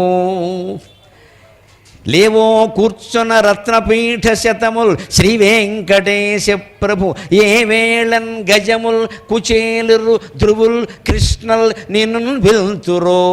అన్ని రకాల ఆసనాలు ఉన్నా, సింహాసనాలు ఉన్నా ఆయన ఎందుకు ఉపయోగించకుండా నుంచుంటాడు అంటే, ఏ వేళన్ గజముల్ కుచేలురు ధ్రువుల్ కృష్ణల్ నిన్ను వెళ్తురో. రావాయంచని భక్త రక్షణకు చక్రంబూని నిల్చుంటివో. ఆయన కూర్చోదలుచుకుంటే రత్నాల పీటలు ఉంటాయి, రత్న సింహాసనాలు ఉంటాయి. కానీ ఆయన ఎందుకు నిలబడతాడు అంటే, ఏ వేళన్ గజముల్ కుచేలురు ధ్రువుల్ కృష్ణల్ నిన్ను వెళ్తురో. రావాయంచని భక్త రక్షణకు చక్రంబూని నిల్చుంటివో. నీవే మాకిక రక్షగుండవు సుమి, నీవే మాకిక రక్షగుండవు సుమి, నీలీలలిట్లుండునా. స్వామివారు ఎందుకు నిలబడి ఉంటాడు అంటే మన మీద ప్రేమ. ఎందుకంటే ఆయన గజేంద్ర మోక్షం గుర్తుంది, కుచేలుడు కథ గుర్తుంది, ధ్రువోపాఖ్యానం గుర్తుంది, ద్రౌపది కథ కూడా గుర్తుంది. ఎందుకని అందరూ 4 రకాల భక్తులు. గమనించండి, గజేంద్రుడు ఒక జంతువు, కానీ 1000 ఏళ్ళు పోరాడాడు మొసలితోటి. ఇక సరిపెట్టుకోలేక లా ఒక్కింతయు లేదు ధైర్యము విలోలం వయ్యే ప్రాణంబులుంఠావుల్ దప్పెను అని పిలిచాడు. అప్పుడు వెంటనే వైకుంఠం నుంచి పరిగెత్తుకుంటూ వచ్చాడు. అందుకని ఆయన ఏమిటంటే, ఏమో మళ్ళీ ఏ ఏనుగు ఏ చెరువులో పడిపోతుందో, సమయానికి వెళ్ళాలంటే పడుకుంటే మెలుగు రాదేమో అని నిలబడతాడమ్మా స్వామి. భక్తరక్షణ అంటే అంత ఇష్టం వారికి. పడుకుంటే మెలుగు రాదేమో, మళ్ళీ సెల్ ఫోన్ అలారం పెట్టుకోవాలి, ఎందుకు వచ్చిన గొడవ ఇది. అందుకని నిలబడే ఉందో. అంతేకాదు కుచేలుడు మరో భక్తుడు, కృష్ణుడికి బాల్య స్నేహితుడు. ఆయన్ను కూడా శ్రీకృష్ణుడే ఉద్ధరించలేదు. గమనించండి, అంత బాల్య స్నేహితుడైనప్పుడు ఆయనకి తెలియదు ఏమిటి, మొదటే పిలిచేసి అన్నీ ఇచ్చేయచ్చు కదా. కాదు, మనిషి కష్టాలు తెలియాలి. 27 మందిని కనమని ఎవరు చెప్పారండి? కుటుంబ నియంత్రణ లేకపోయినా అప్పుడు ఉండే నియంత్రణలు అప్పుడు ఉంటాయి, ఏదో ఒకటి చేసుకోవచ్చు కదా. పోనీ ఈయనకి ఏమన్నా ఆస్తిపాస్తులు ఏమన్నా ఏం లేదు, యజ్ఞోపవేతం తప్పితే ఏం లేదు ఈయనకి. అది మార్చుకోవాలన్నా దిక్కు లేదు అక్కడ. రెండోది మార్చుకోవాలంటే శ్రావణ పూర్ణిమ నాడు కూడా కష్టమే, ఎందుకంటే అది ఆ రోజుల్లో రూపాయి ఇట్టు కొనుక్కోవాలి, రూపాయి లేదు ఇక్కడ.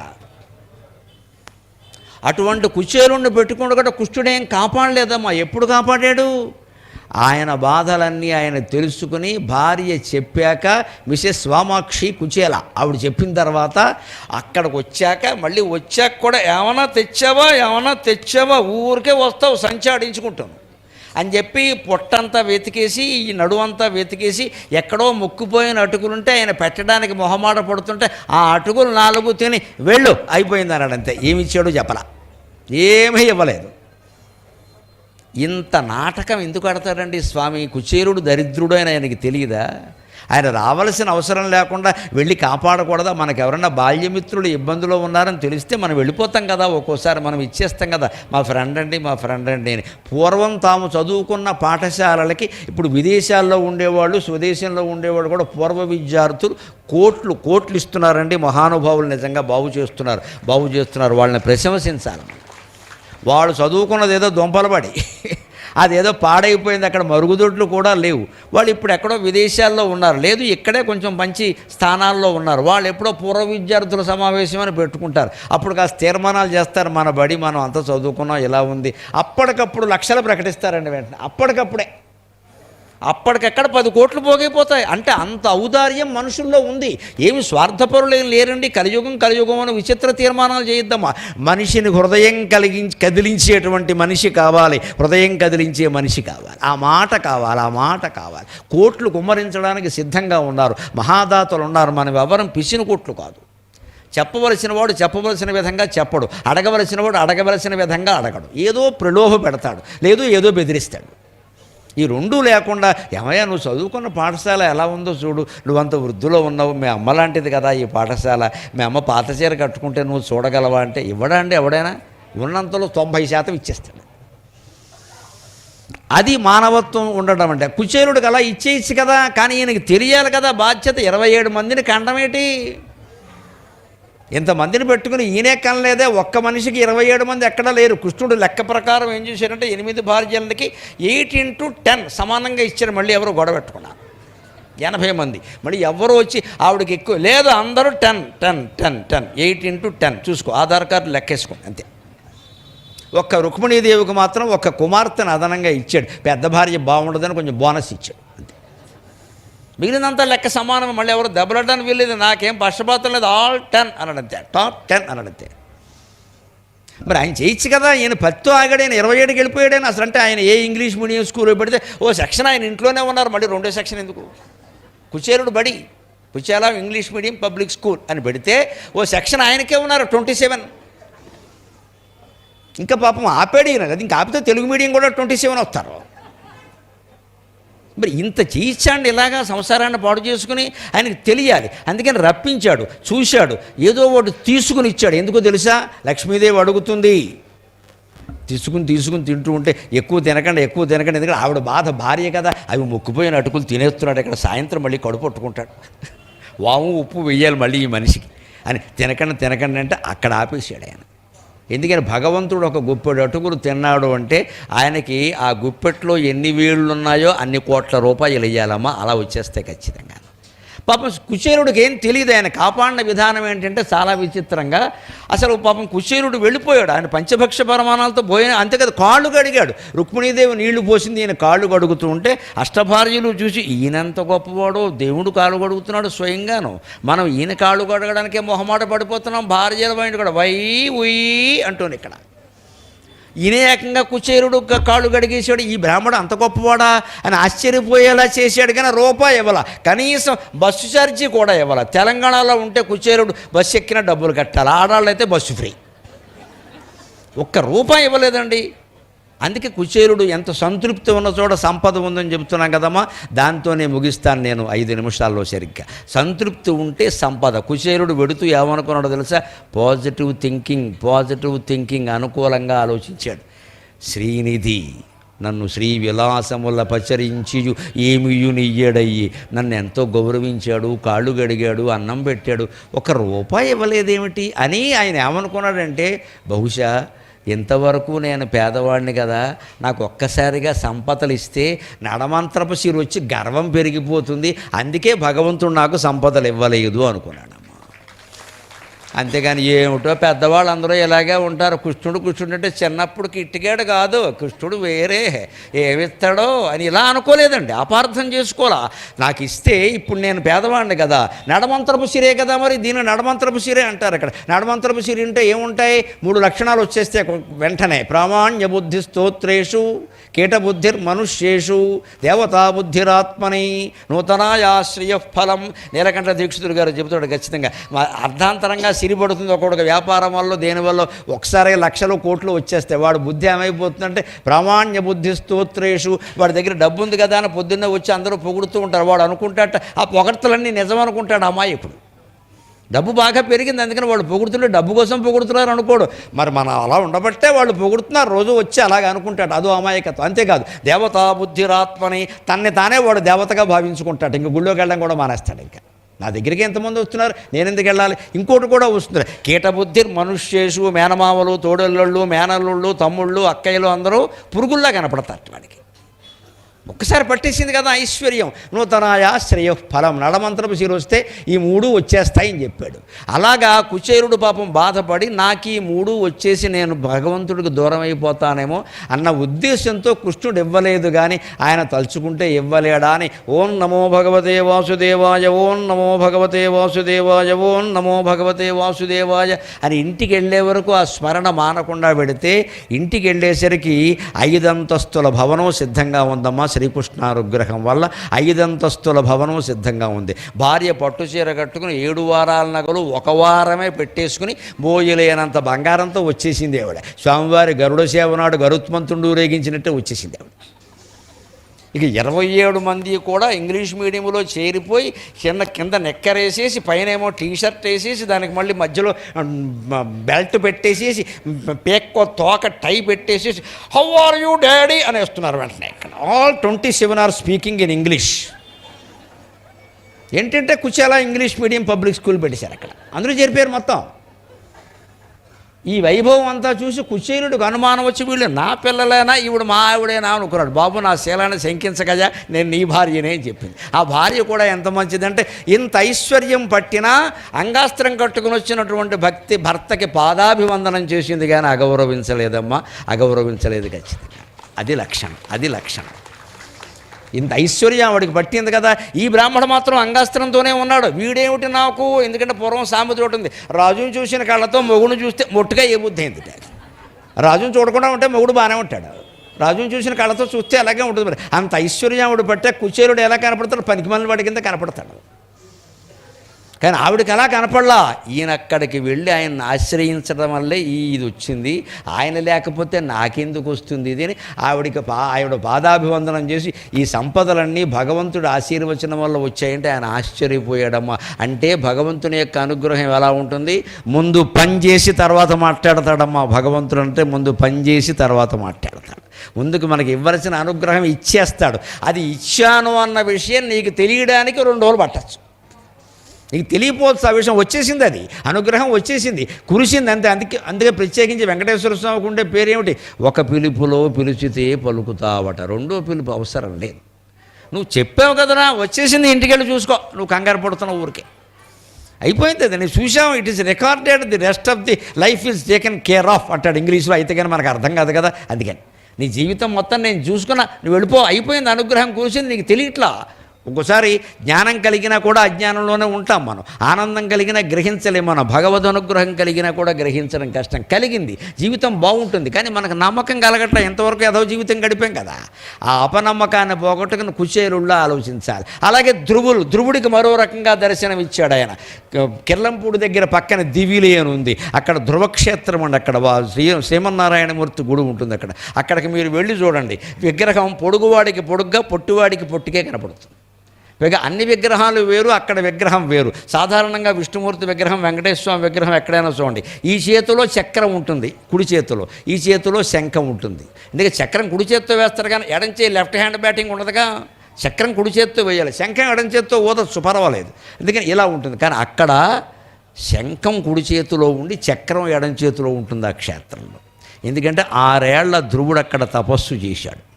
ఆయనకి విష్ణుమూర్తి కనబడినప్పుడు ఆయన నారదుడు అంతకుముందు చెప్పాడు, విష్ణుమూర్తి ఎలా ఉంటాడో అంటే, ఇగో ఈ చక్రం ఎలా ఉంటుంది, శంఖం ఎలా ఉంటుంది, చక్రం ఎలా ఉంటుంది, శంఖం 4 చేతులు ఉంటాయి, చతుర్భుజాలు ఉంటాయి, ఇగో శంఖచక్ర గదా పద్మాలు ఉంటాయి అని చెప్పాట. కానీ ఈ పిల్లాడిని కాపాడాలి అనేటువంటి కంగారులో ఆయన అటు ఇటు మొత్తం సర్దుకుని మేకప్ వేసుకుని వచ్చాడు. ఆయన శంఖం ఎక్కడుందో చక్రం ఎక్కడుందో ఆయనకి తెలియదు, వచ్చేసాడు. చూసి ధ్రువుడు ఏమన్నాడంటే, నువ్వు విష్ణువు కాదు, ఐడెంటిటీ చూపించమని చెప్పాడు. పిల్లలంటే అలాగే ఉంటుంది. నారదుడు ఒక రూపం చెప్పాడు ఆయనకి, ఈ చేతిలో చక్రం, ఈ చేతిలో శంఖం ఇలా ఉంటుంది అని చెప్పాడు. అలా చెబితే ఆయనకు నమ్మకం కలగల, అలా ఉంటుందని నారదుడు చెప్పాలి. నువ్వు విష్ణువు కాదు, నువ్వు వెళ్ళిపో, నేను చేయలేదు, మా సవత్తలు నన్ను కొట్టింది మా అమ్మ, ఆవిడ నా దగ్గర రావాలి, నేను అందుకోసం వచ్చాను, నువ్వు ఇచ్చే మోక్షాలు నాకు అక్కర్లేదు, మా అమ్మ నన్ను అవమానించింది, ఇక్కడ అదేదో తేలాలంటే వాడు గోల వాడిది. ఈయనేమో అక్కడికి వచ్చి లేదయ్యా నేను సరిగ్గా ఉన్నాను చూడవయ్యా అన్నాడు. ఈ శంఖచక్రాలు అటు ఇటు ఉన్నప్పటికీ అప్పుడు స్వామివారి దయ వల్ల ధ్రువుడికి సరైన రూపం కనిపించి జ్ఞానోదయమైంది. అక్కడి నుంచి నువ్వు ఇలాగే ఉండు అంటే ఆ క్షేత్రంలో ఉన్నాడు. ఎప్పటికీ దివిలి క్షేత్రంలో తారుమారుగా ఉంటాడు. పొట్టి పొడుగు ఎందుకంటే చిన్నపిల్లాడు ఈయన. నాకు నువ్వు అంత పొడుగున్నావు కనపడడం లేదంటే ఆయన కోసం పొట్టిగా అయ్యాడు. అందుకని భక్తులు పొడుగు వాళ్ళు ఎడితే ఆయన పొడుగ్గా కనపడతాట. అంత విచిత్రమైన మహిమ ఉన్న క్షేత్రాలు మన ఆంధ్రప్రదేశంలో తెలంగాణ రాష్ట్రంలో కొన్ని వందలు ఉన్నాయమ్మా, కొన్ని వందలు ఉన్నాయి. దర్శించాలి. తెలుగు వాళ్ళు సామాన్యులు కాదు. అలాగే కృష్ణ, మీకు తెలుసున్నదే, కృష్ణ అంటే ద్రౌపదీదేవి. ఆవిడ్ని కేవలం ధర్మరాజు ప్రార్థించాల, భీముడు ప్రార్థించాల. ద్రౌపది ఒక్కసారి హే మాధవ గోవింద ద్వారకావాసిన్ అనగానే వెంటనే ఆవిడికి వస్త్ర ప్రదానం చేశాడు. ఆవిడ మానాన్ని కాపాడాడు. ద్రౌపది మాన సంరక్షణం చేశాడు. ఇలా ఏ ద్రౌపది, ఏ గజేంద్రుడు, ఏ కుచేలుడు, ఏ ధ్రువుడు నన్ను పిలుస్తారో అని స్వామివారు భక్త రక్షణ కోసం ఎప్పుడు నిలబడే ఉంటాడు. అటువంటి స్వామివారిని మనం ఆరాధన చేస్తున్నాం. ఆ ఆరాధన సక్రమంగా సాగించండి. నేను చెప్పిన మాట ఒక్కటే గుర్తుపెట్టుకోండి, మళ్ళీ ముగిస్తూ అదే చెబుతున్నా. మాటల్లో సత్యం, చేతల్లో ధర్మం, మనస్సులో భగవంతుడు ఉంటేనే భక్తుడు కింద లెక్క. అటువంటి నిష్టని మీకు కలిగించడంలో నా ప్రసంగం ఏమాత్రం ఉపయోగపడినా నేను ధన్యుణ్ణి. నాకు ఈ మాటలు 4 నేర్పిన మా అమ్మ ధన్యురాలు. జై శ్రీరామ్, జై శ్రీరామ్, జై శ్రీరామ్. స్వస్తి. సాధూనాం దర్శనం పుణ్యం, స్పర్శనం పాపనాశనం, అనుగ్రహ భాషణం కోటి తీర్థంచ అన్నారు. వారిచ్చిన అనుగ్రహ భాషణం కోటి తీర్థాలలో స్నానమాడిన ఫలితం మనందరికి దక్కింది. పద్మశ్రీ సహస్రావధాని డాక్టర్ గరికపాటి నరసింహారావు గారి అమృత వాక్కులు, ఆ అమృతాన్ని మనందరికీ పంచినందుకు వారికి అనేకమైనటువంటి దాసోహములు సమర్పించుకుంటూ, దేవాదాయ ధర్మాదాయ శాఖ కార్యనిర్వహణాధికారి శ్రీమాన్ చంద్రారెడ్డి గారు, ఉత్సవ కమిటీ సభ్యులు, భక్తులు సంయుక్తంగా నిర్వహించినటువంటి ఈ కార్యక్రమంలో భాగంగా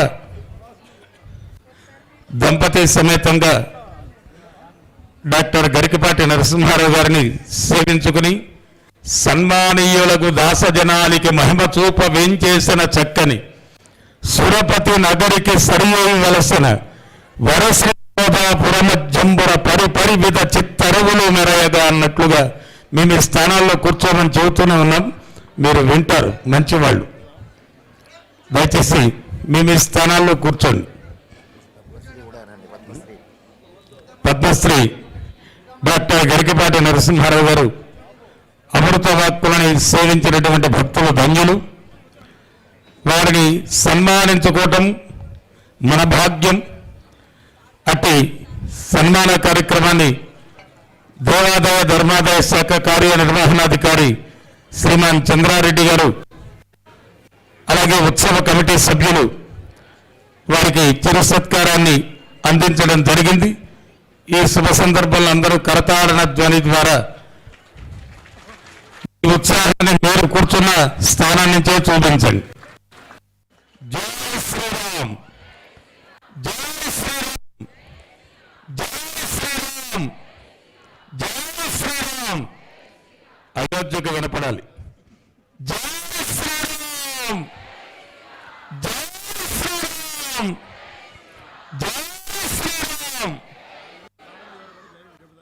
దయచేసి వారికి పాద నమస్కారాలు చేసే ప్రయత్నాలు, కాళ్ళ మీద పడే ప్రయత్నాలు చేయవద్దు అని వారు సన్మానానికి దండ వేయించుకోవడానికి ఇష్టపడరు. వారు ఇచ్చిన అమృత వాక్కులని మీరు విని ఆచి సమాజ ఉద్ధరణకి మీరందరూ కూడా సహకరిస్తే అదే కోటి తీర్థం. కోటి తీర్థాలలో స్నానమాడిన ఫలితం. కొద్ది నిమిషాల్లో శ్రీవారి రాయబార మహోత్సవం జరగనున్నది. భక్త శిఖామణులందరూ కూడా ఈ కార్యక్రమాన్ని సేవించుకుని, ఇక్కడ భూదానము అనేటువంటిది చాలా ముఖ్యమైనది. ఈ వెనుక అన్నదాన సత్ర నిర్మాణానికి దాతల సహకారాన్ని కోరుతూ ఉన్నాం.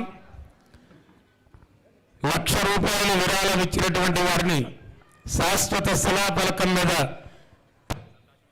అక్కడ లిఖించడమే కాక వారిని సన్మానించుకోవటం కూడా జరుగుతుంది.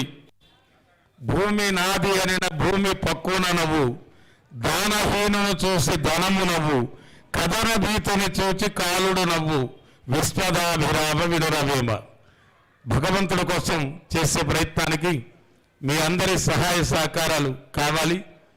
కార్యనిర్వహణాధికారి చంద్రారెడ్డి గారు మరొకసారి విన్నపం చేస్తున్నారు. భూదాన కార్యక్రమానికి సిద్ధమై మరల మన బ్రహ్మోత్సవానికల్లా ఆ భవంతి నిర్మాణం జరగాలి అని పెద్దల మంగళాశాసనములతో ఈ కార్యక్రమాన్ని సేవించుకుందాం. జై శ్రీరామ్, జై శ్రీరామ్, జై శ్రీరామ్. ఎవరు లేవద్దు, దయచేసి మీ మీ స్థానాల్లో కూర్చునే ముందు శ్రీ పరికిపాటి నరసింహారావు గారు రావటమే అందరి దగ్గరికి వచ్చి తర్వాత ఆసీనులయ్యారు. అంతటి సాధు సజ్జన ప్రియులు, సమాధి